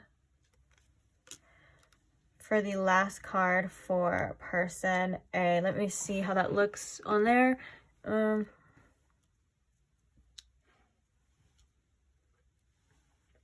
Maybe a little crooked, unorganized. Good enough. Good enough for me right now.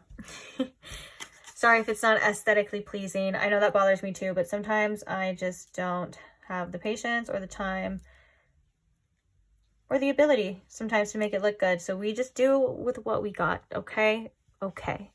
All right, pile B. Let's see what's going on with pile B. The next card, or the first card, I'm sorry, that we have for their overall energy is we have Broken Heart in reverse.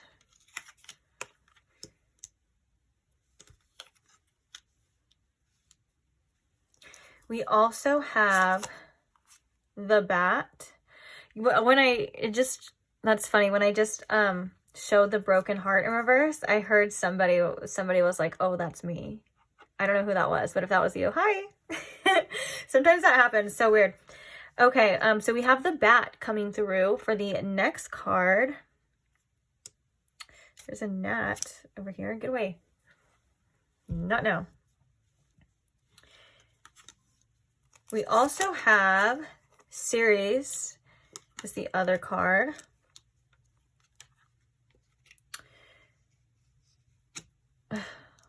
I'm still figuring out where I want this to go, because I'm like, I don't want it covering, you know, I feel like that's an important detail. Obviously, like the whole yin yang thing, like that's an important detail, you know what I'm saying? So I'm just going to put these like that. Okay, yeah, you can still see it. Okay. All right, so we have Ceres here. We also have the Zoom meeting. I feel like this card's been coming out a lot lately. And we also have birth. Interesting. Okay. And now we're going to take a look at the connecting energies between person A and person B. So the first connecting energy card we have is the Queen, which I just noticed we have the number 22 and we also have the number 11. So we have two master numbers, two mirroring numbers as well. And the next card we have is the Rainbow Transference card for the connecting energies between person A and person B. Okay.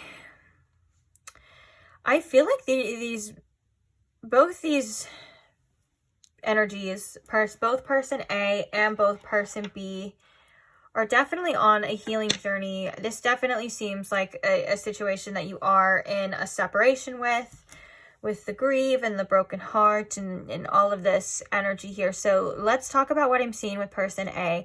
What's really interesting about person A is I feel like they go through phases. I feel like when it comes to you and when it comes to this connection, or I didn't mean to say you, I meant to say when it comes to person B and when it comes to this connection, there's definitely an energy of ups and downs. There's definitely an energy of some days are better than others, but there's also an important energy that I feel like with this yin yang in reverse, I do feel like this person does find something missing here in regards to their other half, most likely towards person B. Like I feel like person A feels like there is something missing from their life now that there is this separation. Also, I feel like person A has recently had some sort of idea or some sort of epiphany maybe about what to do about this connection. So with this firefly and this yin and yang in reverse, I feel like maybe this person could have had an idea to reach out to person B.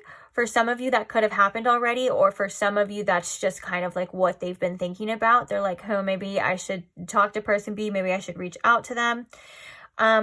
And just see kind of what happens, because I do see that there is a lot of energy of emotions through both people though. And there's also a lot of moon energy too. I see two full moons here, which the full moon in the connecting energy, I feel like is kind of telling to illuminating certain parts of the self that were unseen at one point in time, kind of like shining a light on those emotions that maybe were needing to come to light, or unprocessed things as well. And I feel like with the rainbow transference, this has been a very helpful connection.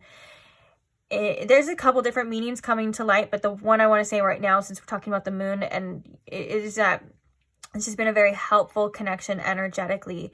You and this person still may help each other energetically, you know, on the other side. So like in the unseen realms and things like that, this person could still be with you and around you, whether or not you feel like you feel each other's energy or you feel their energy as well.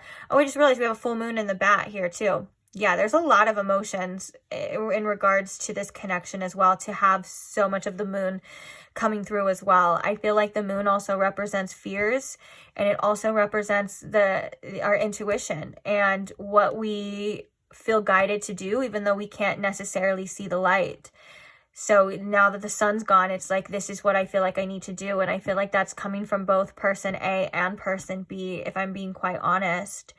Now, I do feel like moving on to person B, I feel like person B has recently, and I say recently because I feel like they're coming out of a really dark place in their life. I feel like person B has recently been through some sort of dark night of the soul, and they were kind of going through it, and that could have been in multiple different aspects of their life. But the crazy thing is that we have the birth here, which is all about a rebirth. This is a very empowering energy for person B to be in. I don't know if they're quite there yet, but I think that they're on the surface or crossing the threshold of being a completely different person. I think that this person B here has an extreme amount of strength and has definitely been through a lot, whether that's just with this connection or just in life in general, to the point where they feel like they've learned to adapt in any kind of situation. So I feel like person B is really trying, or has really tried to learn to adapt to the loss of this connection. And I think that it still affects person B, but I do want to say with the broken heart in reverse, I feel like it affects them less now, which is really good, because I think at one point in time, this connection was very hard on person B, or at least the loss here was very hard on person B. And moving over here to person A, I feel like with this grieving and the moon, it's not that hasn't been hard, just as hard. I feel like with person A, it comes more in waves, and it comes more in like realizations later. It's like person A feels like some days they're really good and they're focusing on themselves and things are working, and then they have certain days where they just really, really, really miss person B, and it's like maybe person B is all that's on person A's mind, and they're feeling this, you know, out of whack, out of balance energy. But I do want to say it may have seemed like to person B, it could have seemed like person A just got over them really fast and there was nothing, and it was easy, because it seems like that times that's how it looked, but that's not necessarily the truth here at all. Actually, it's just, I think the differences of how person A and person B processes things. Like, it seems like person B, whether they like to or not, is the type that goes through it. Like, they're like, I just have to go through it. There's no other way. It's gonna be hard. It's gonna be sad. Maybe even person B is kind of coming out of some sort of like depression phase, seemingly, to where they felt really down and out. Very low energy here. But what person B, whether they realize it or not, they were processing a lot of things within themselves, bringing these things to the surface, and is going through a complete transformative energy. So I do think both parties have their own ways of coping with things, just different, and at different times as well.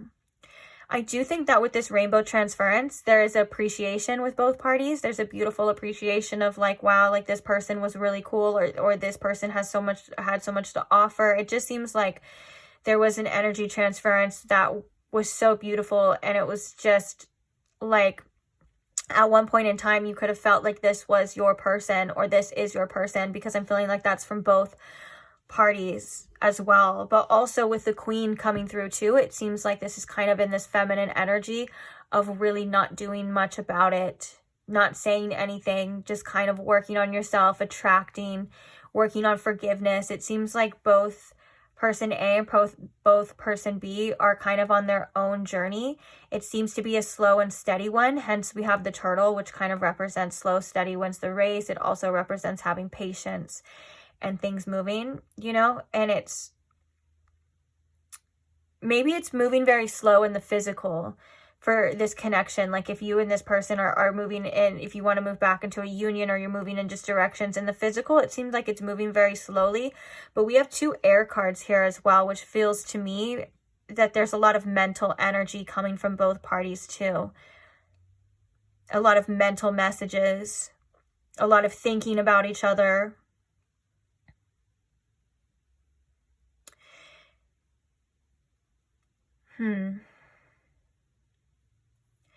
Yeah, and it just feels as though I mean, I do feel like this is just a mirroring energy, to be honest, but just in different ways. I think I saw that in pile 2 as well too, but it's like this person's first instinct, person A, was to work on themselves. I feel like they're kind of going through their own transformation as well when it comes to their sense of self, what they want, what they feel like they deserve and how they're showing up in the world as well. Like, I feel like this connection has caused person A and person B to go through significant changes within themselves. We have this one, you know, person B coming through with like a rebirth as well. And that bat energy is kind of telling to that it wasn't easy, again, for this person B, that they did have to adapt, that they've learned to kind of combat like their own darkness and fly through situations and things that aren't necessarily easy. Whereas person A, it feels like, you know, with this firefly energy, you know, it feels like they're kind of a little bit more seemingly like happy-go-lucky, but also at the same time, I feel like person A had to be their own light in the dark as well. It's like, you know, they could have felt like the light was gone as well, especially with this grieving energy. They could have felt like the light was gone when person A left, and now they've learned to be their own light. They've learned to be their own support system, which is, you know, very much like first house, all about the self, all about the self here. And the fireflies, I think even it mentions things about you looking like stars or a bunch of starlights. And then we have this kind of crying star here too, which is like, I think that this person has learned to adapt as well, just like person B has, just in their own way. And I feel like it looks different to each person. Like I said, it could seem like to person B that person A just quickly gets over it and they don't care. And then to person A, it could seem like to person B, oh, well, where are they? They're absent. They don't care. They haven't reached out. You know, it's kind of like that, but really they were going through their own thing as well too. It's very interesting. And I think with this Zoom meeting card, person B is in this energy right now of really just cutting out anything that is too much time, too much energy for them.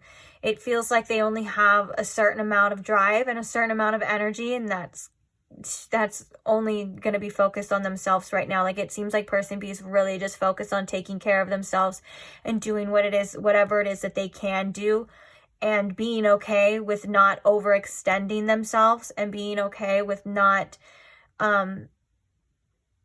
being able to, it's like, I think at one point in time, person B could have been the person that everyone like went to or relied on. And I think it's like right now, person B just feels like they don't have the energy or the time. It's like they really just need to take care of themselves. So this person B is very much on an inward journey. They're very much going through their own processes. And I think it's a very big energy of recovering as well. Like, and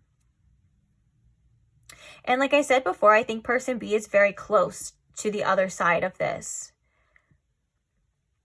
Whereas person A may feel like some days they're fine and some days they're not. But they have, like I said, it's their own process. It's their own way of doing things.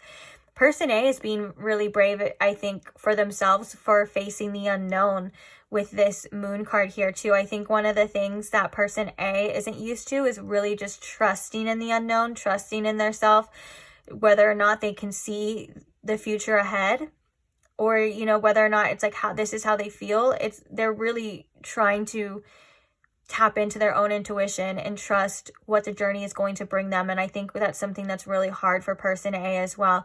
Whereas person B, I think, is very naturally intuitive and is very naturally in touch with their inner wants and their needs. Person A is learning how to provide that for themselves. So lots of emotions here, guys. There's a lot of strong presence here like I said, with the moon. There's energies of dark night of the soul. There's energies of coming out of this, but a beautiful appreciation for what each person had to offer. It's like this rainbow transference card is kind of telling me that this connection was 100% meant to be. And the fact that you and this person have learned so much about one another and themselves through this is, it's like this connection at one point in time was a gift to both people. And it's almost like a gift that keeps on giving, even if it's not giving in the way that's you would think like you want, you know, like it hasn't been an easy gift, but it's definitely a gift nonetheless. And I think with this rainbow transference here too, that there's an energy of like both parties being like, well, I know why I met this person, or I met this person for a reason, whether the reasons are the same or not. They feel strongly like this, whether one person's like, this is my person, like we're meant to be, this is my, you know, whatever you want to call it, like twin flame or anything like that. And then the other person's like, well, I met this person, could be like, for example, they could be like, because I just learned so much about myself, because I just grew so much. And I feel like there's almost an energy, and this may be coming from person B, but I don't want to be specific because it could be coming, because since I'm kind of doing the connecting energies, it could be from both or one or the other. But either way, like someone was almost like, I needed that. Like I needed that wake up call, or I needed that to see something within myself. And that's a very mature, so maybe they don't feel like that all the time. That's a very mature outlook to have. But I think either or not, or maybe that's something that will be realized later for some of you as well too. Like for both parties, you'll be like, wow, like I really needed to go through that. And that could also be, you know, in regards to like coming back together as a union, you know, like maybe both parties are like, wow, I really needed this time on my own, or I really needed to see what was going on with it in myself, and to, you know, learn about this within me and see that within me, you know, all of those things. And in order to have a successful connection in the future, I think that there's a lot of energy of like, this kind of needed to happen. However it did, because I'm not sensing so much of like a resentment energy like I was in the other piles. I'm kind of sensing a more energy of like learning to trust, learning to forgive, working through each's own emotions as well. It's very interesting. Like it feels to me like there's a maturity from here. Although this queen could also indicate, again, going through phases too, because no one's perfect all the time. I feel like they're actually now just saying that, I feel like there has been phases where one person or both parties were like bitter, and then kind of coming to certain conclusions or starting to forgive, you know, in different phases, but it all leads back to the same destination, if that makes sense. Like it's just all of the points on the way there, the stops on the way there. But yeah, emotions were definitely running high for all who are involved in this connection. For sure. But with pile B in the series here too, I think that they're really learning how to nurture themselves. And I think for person A, they're really learning how to show up for themselves. Like person A seems to be really learning like what they want, you know, what they need. Like person A could also be like working on themselves, like their physical appearance. Like they could be going through like a glow up, or at least changing their physical appearance. And this connection had a lot to do with that as well. It's just like, I feel like person A is like in this energy of like, I'm becoming who I want to become now. And person B is like, I'm going to be that person for me that I've always needed to be, or I've always wanted for myself. Like whether that's a parent or a partner, it's like this beautiful energy of like person B is like, well, I'm learning that I'm going to be with me my whole life, and I'm not going to keep disappointing myself or abandoning myself. Kind of in the same way person A too. Guys, these are so similar but so different at the same time. I love it. I love how like I'm seeing like both of the things, but just in different ways. It's like both of the same energies being expressed in different ways. And I think that's really cool. This is definitely a mirroring connection. And I feel like this is definitely some sort of divine counterpart of some sort, just because of the similarities as well, and how intense. And there's so much full moons. That's intense emotions too, guys. So, I mean, whether you're person A, person B, or you feel like you're both, I commend you, because I feel like you guys are both very, very strong. And I feel like you guys are both very, very intuitive as well. And I feel like too, I've realized the way that I've been kind of talking about person A and person B for you specifically, pile 3, is almost like one. Like I feel like I've been kind of it's almost like, instead of like the other piles where it was very like separate and different, I feel like it's this beautiful flow of like one. I don't know, I don't mean to sound all woo-woo or anything like that, but also you're watching tarot reading, so I'm gonna be freaking woo-woo anyways. But like, you get what I'm saying? I feel like there's just there's a flow here, an energy flow, which kind of reminds me of that image. Like there's the hands and the energy flow, which is very interesting. So that seems to be the overall energy of person A, person B. Very interesting. Okay. So what we're going to do now is, where are we at in time? Perfect. Okay. What we're going to do now is I'm going to see some channel messages to each other. So first, we're going to look at person A, if they have anything that they would want to say or anything that they could say to person B. We're going to ask that, and that's going to be the channel messages. Same thing with person B to person A. So we have why did you do this coming out already before I even asked. So if person A could say anything to person B, Spirit, what would they say? We have I belong to you. Wow. Kind of that energy of that feeling off balance with that yin yang, like missing half as well. Connecting pieces together. So we also have you make me feel things. Interesting. Bottom of the deck here, we have I have financial issues. Interesting with the why did you do this? I feel like it's not necessarily, for some of you, I feel like this person A isn't necessarily referring to one specific thing. Although if person B is the one that pulled away, then of course, then they're like, why did you do this? I'm sure. But I feel like there's a lot of unanswered questions from person A at the same time that they're like, I think there's a curiosity from person A to person B of just wondering like what's going on with them, like why this or what this. I think it's like, I'm gonna be honest, I think intuitively it's more than just why did you do this. I think there's just questions, a lot of like energy. And the reason why I say energy is because I was seeing just like a giant question mark, kind of like almost like a, you know, like a smoke cloud, or you know, like in Alice in Wonderland when like the cartoon one, when the caterpillar's like blowing, he's like, who are you? That's kind of what I was seeing right now. It was like a question mark of like the smoke cloud, like kind of drifting over too. So that's why I was feeling there was questions here. Actually, now at the bottom of the deck, we have, I feel so confused. So that kind of makes sense. So we're going to get to a different deck of channel messages. But first, before we put this deck away, we're going to see.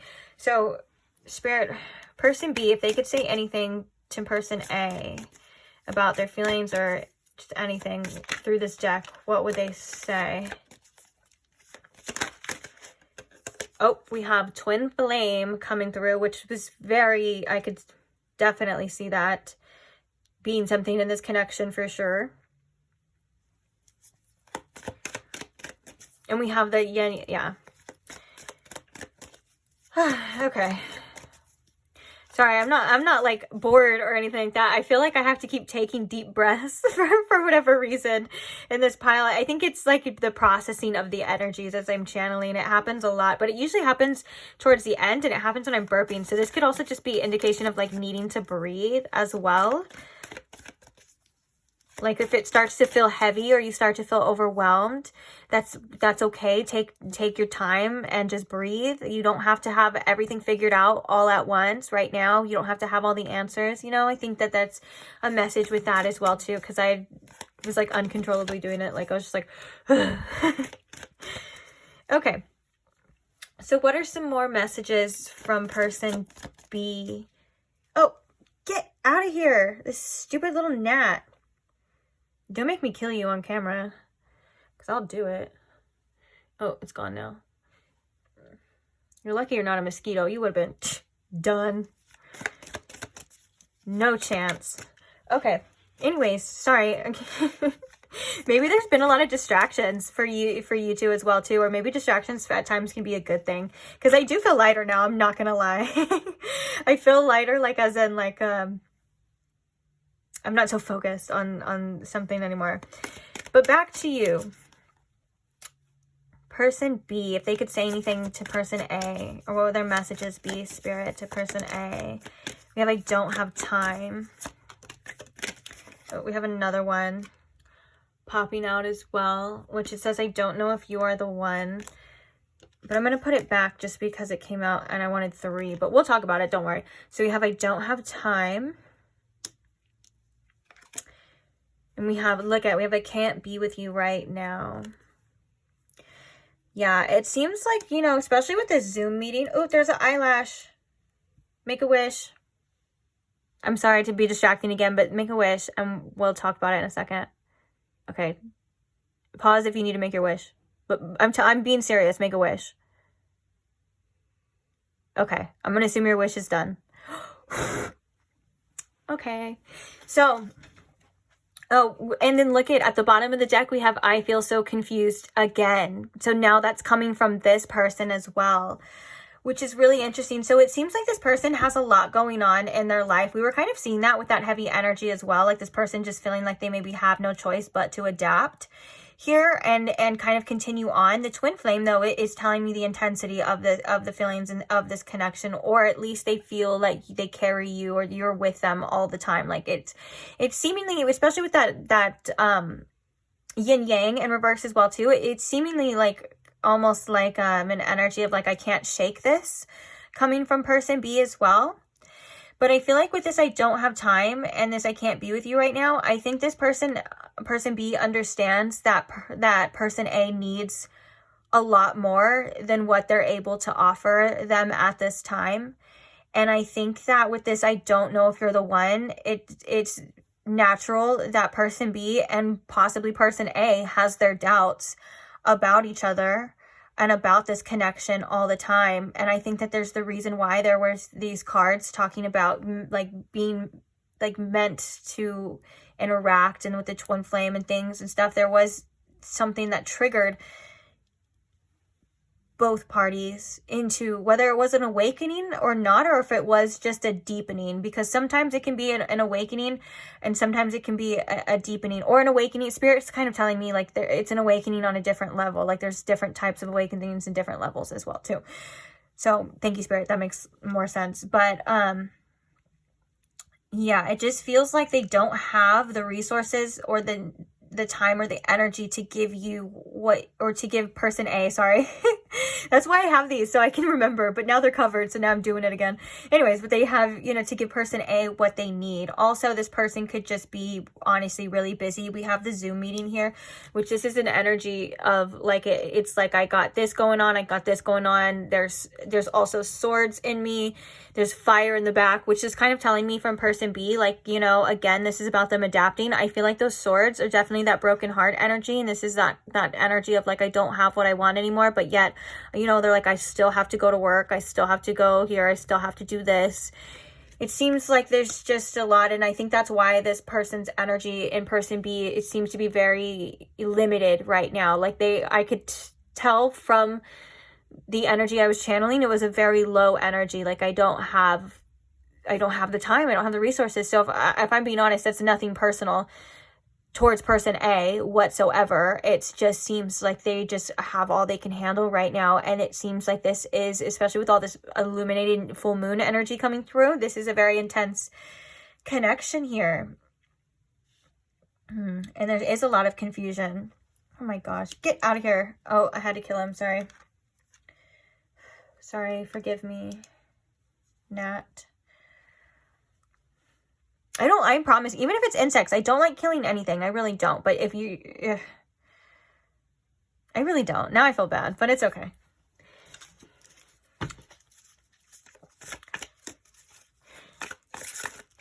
All right, so back to person A now.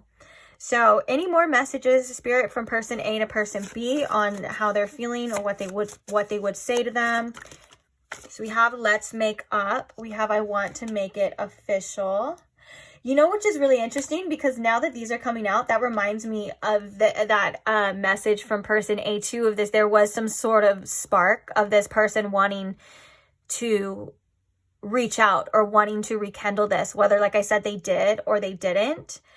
But it seems like even if they did, it doesn't seem like right now person B is going to be able to give them what they want. Isn't that very interesting how we were just talking about, like, I don't have the time to give you what you need, and then this person's like, well, let's make up, I want to make it official. Kind of like they're a little bit on different wavelengths right now. Let's get one more from person A. Thank you. Where did you even come from? Yeah.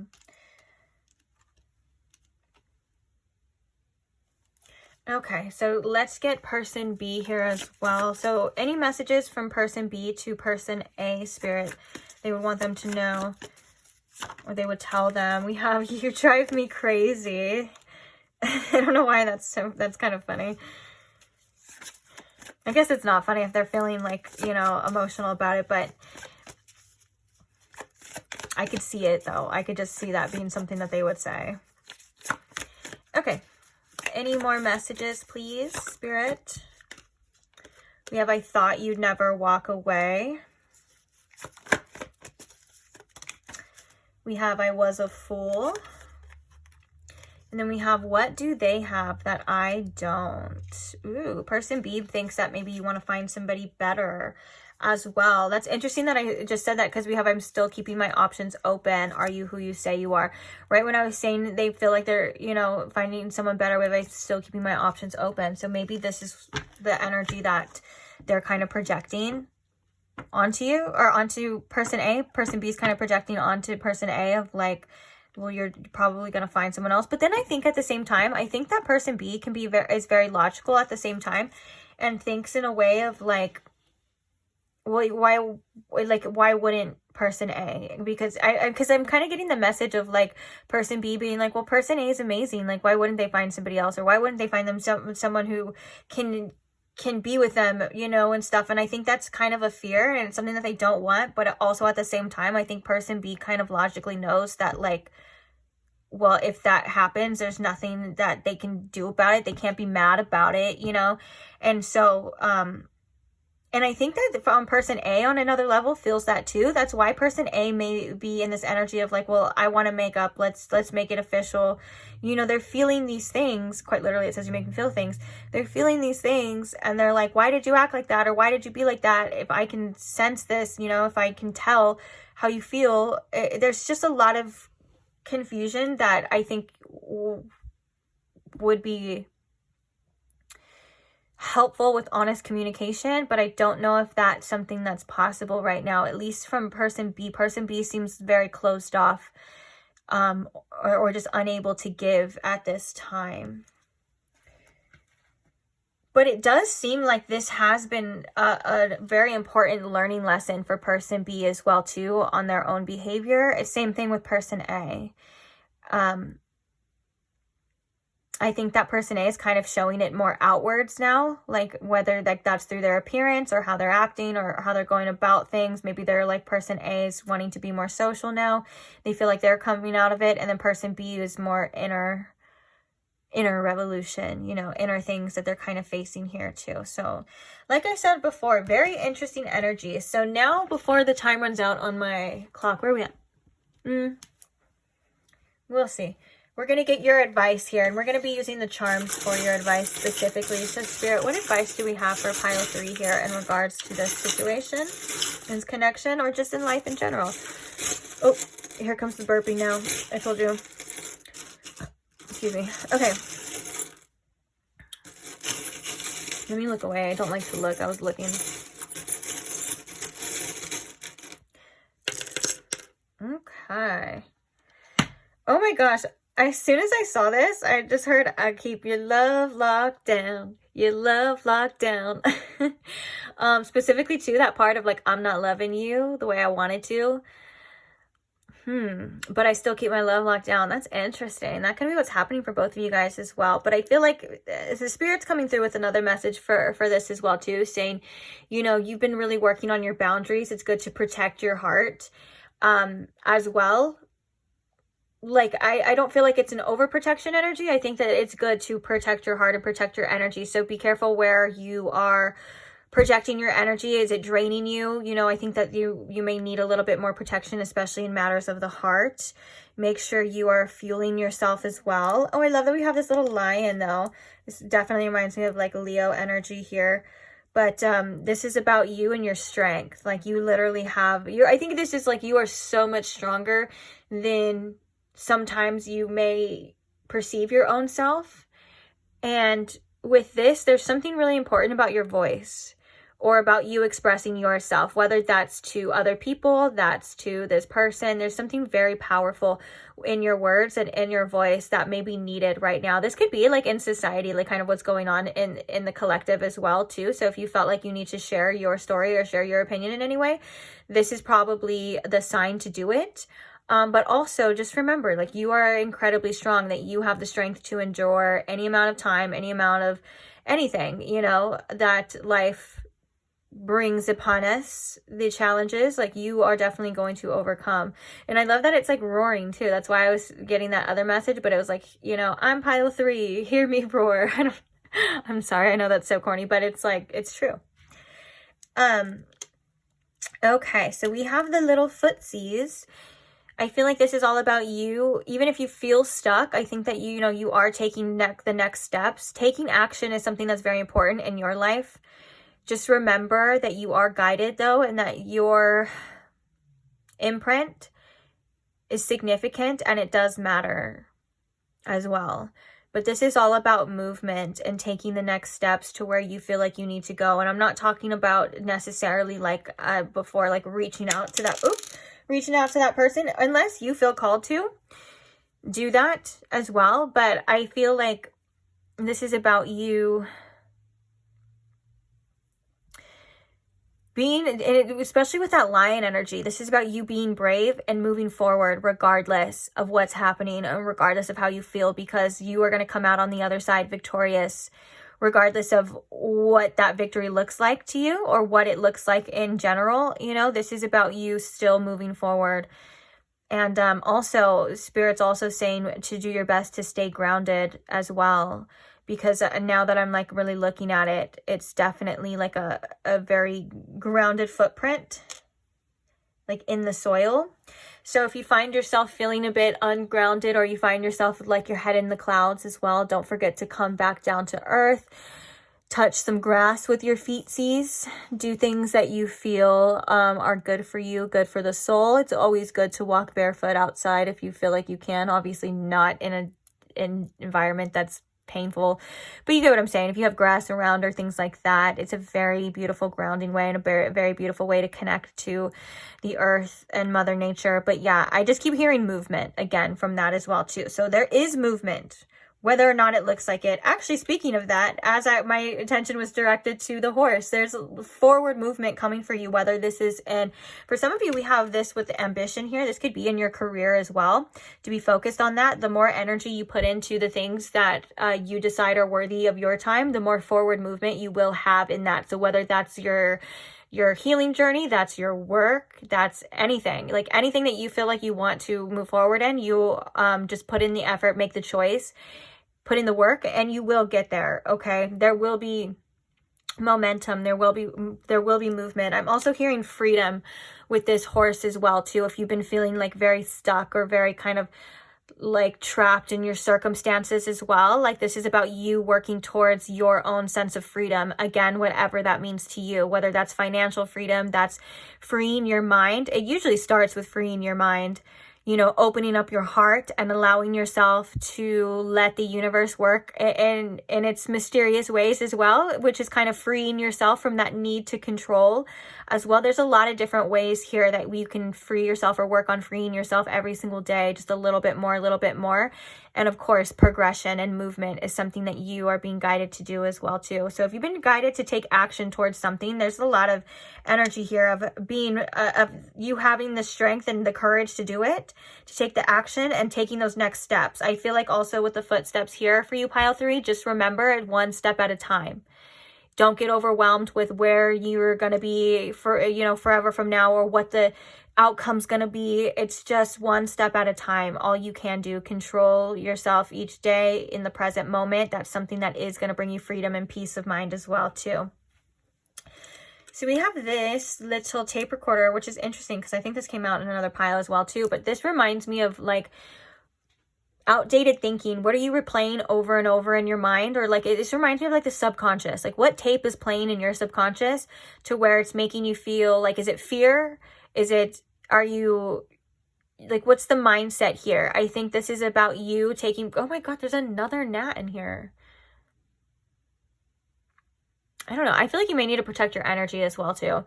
In other different ways. Just be careful of and mindful of who and what you let into your energy. You don't need a lot of disturbances. You don't need a lot of outer influences trying to tell you what to do and who to be and all that. That's the Nat. That's the Nat reference that I'm referring to, okay?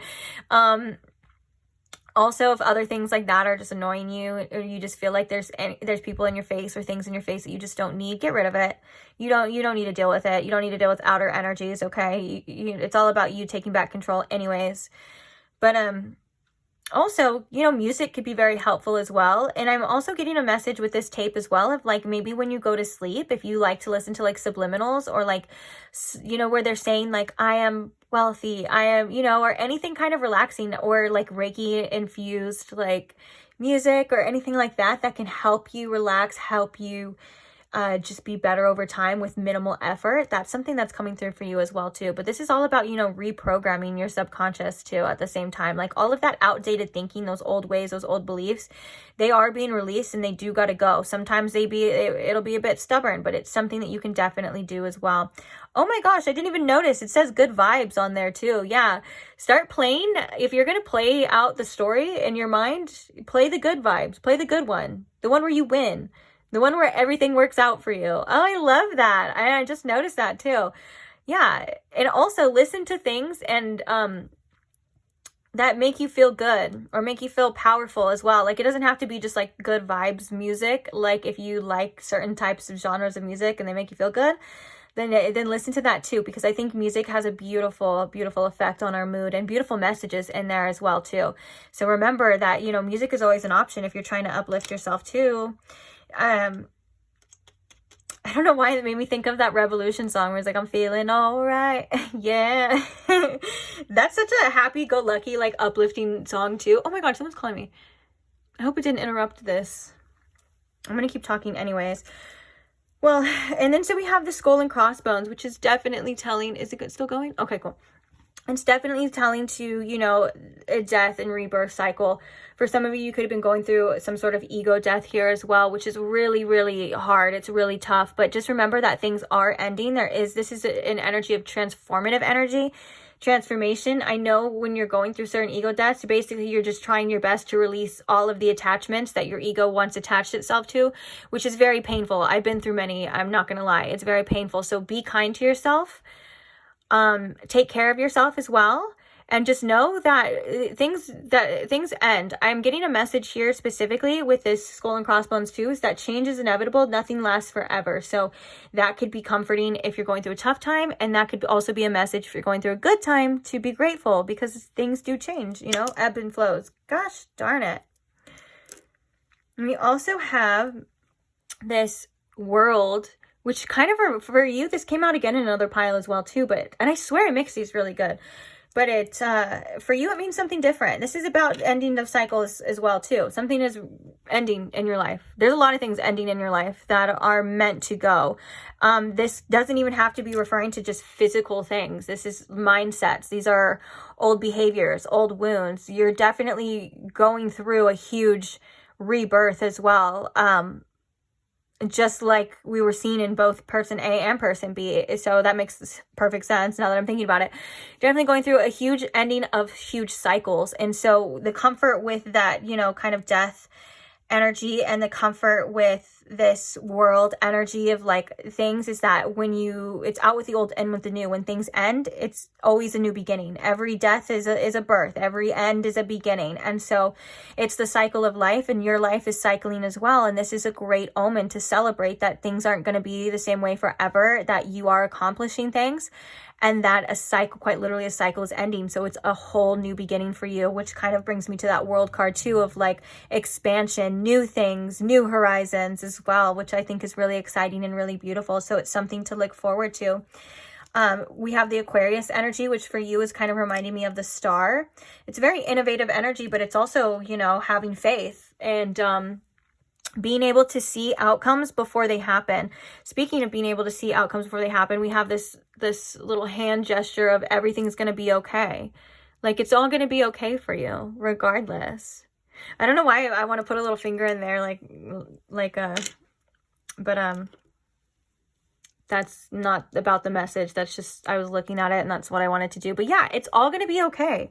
And so to have faith in yourself, have faith in life, and trust the universe. Once again, I feel like it's time for you to restore, renew your trust in the universe.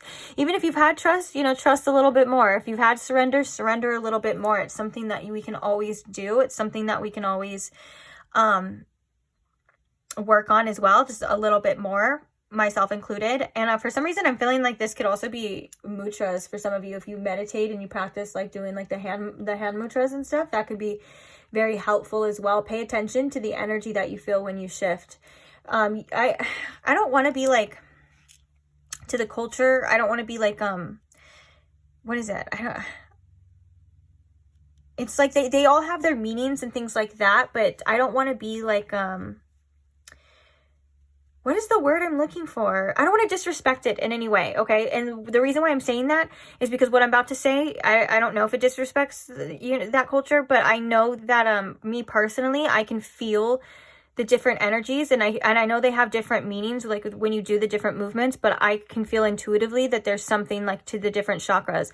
And I'm not that educated on the original meanings. I kind of just, that's how I've always been. I've kind of just done things my own way, how I feel it. I do it through the way that I feel, if it feels right or whatever like that, instead of like, I've never been one to really listen to like, this is how you're supposed to do something.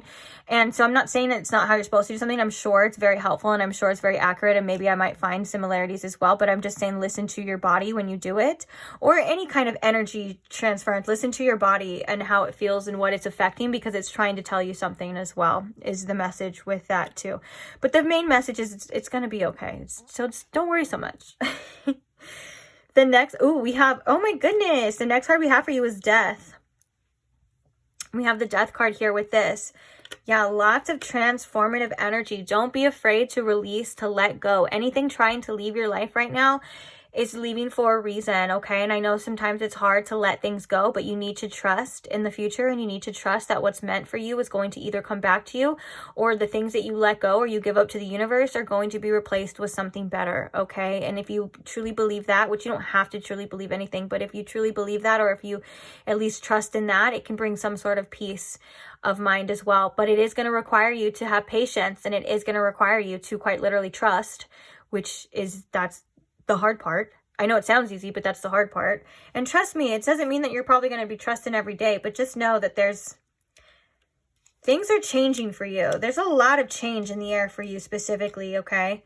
And there's a lot of movement, forward movement coming for you, which is great. That's good. Change is the only constant. You know, it's everything is constantly changing. And so when we try to hold on to the old, or the old ways of being and the old ways of doing, we kind of seemingly get dragged, or we feel like we get stuck. And this is something that's going to happen naturally for you, because these cycles are ending. There's a lot about endings here and new beginnings. So I feel like you're also becoming a different version of yourself that you are going to be so proud of as well. And you're becoming a version of yourself that you have yet to meet. And that's what that Aquarius energy is, like that innovative, like ahead of your time thinking. You are able to create that person and become that person before, you know, it comes to you. So who do you want to be? How do you want to be? Where do you want to be? These are all questions I think to ask yourself, and to remember that you are capable of being there. That's why you want to be there, because a version of you already exists there. And it starts with the choices. That's how you create the timelines, is you create the choices. And so there's a lot of power specifically with you and your choices and what you're deciding to do right now. So be aware of that too. But other than that, it's all going to work out, guys. I was telling you, it's going to be okay. A-okay. So with that being said, I am going to leave this here. I'm so surprised it has not cut me off. These readings have been longer, and I have minimal space right now on my thing, so I've been saying that in every pile. But hey, it's a miracle, and here we are. But I am going to be really fast on the exit. I want to say thank you. Love you guys. Thank you to all who like and comment or interact with the videos in any way. I'm so grateful for every single one of you. Thank you most of all to all the people who are subscribed. I'm so grateful for every single one of you as well too. And I can't wait to see you guys in the next one. So if you are not subscribed and you would like to see the next one, then go ahead and subscribe now. And it's just a bonus that I have tons of timeless tarot content already there.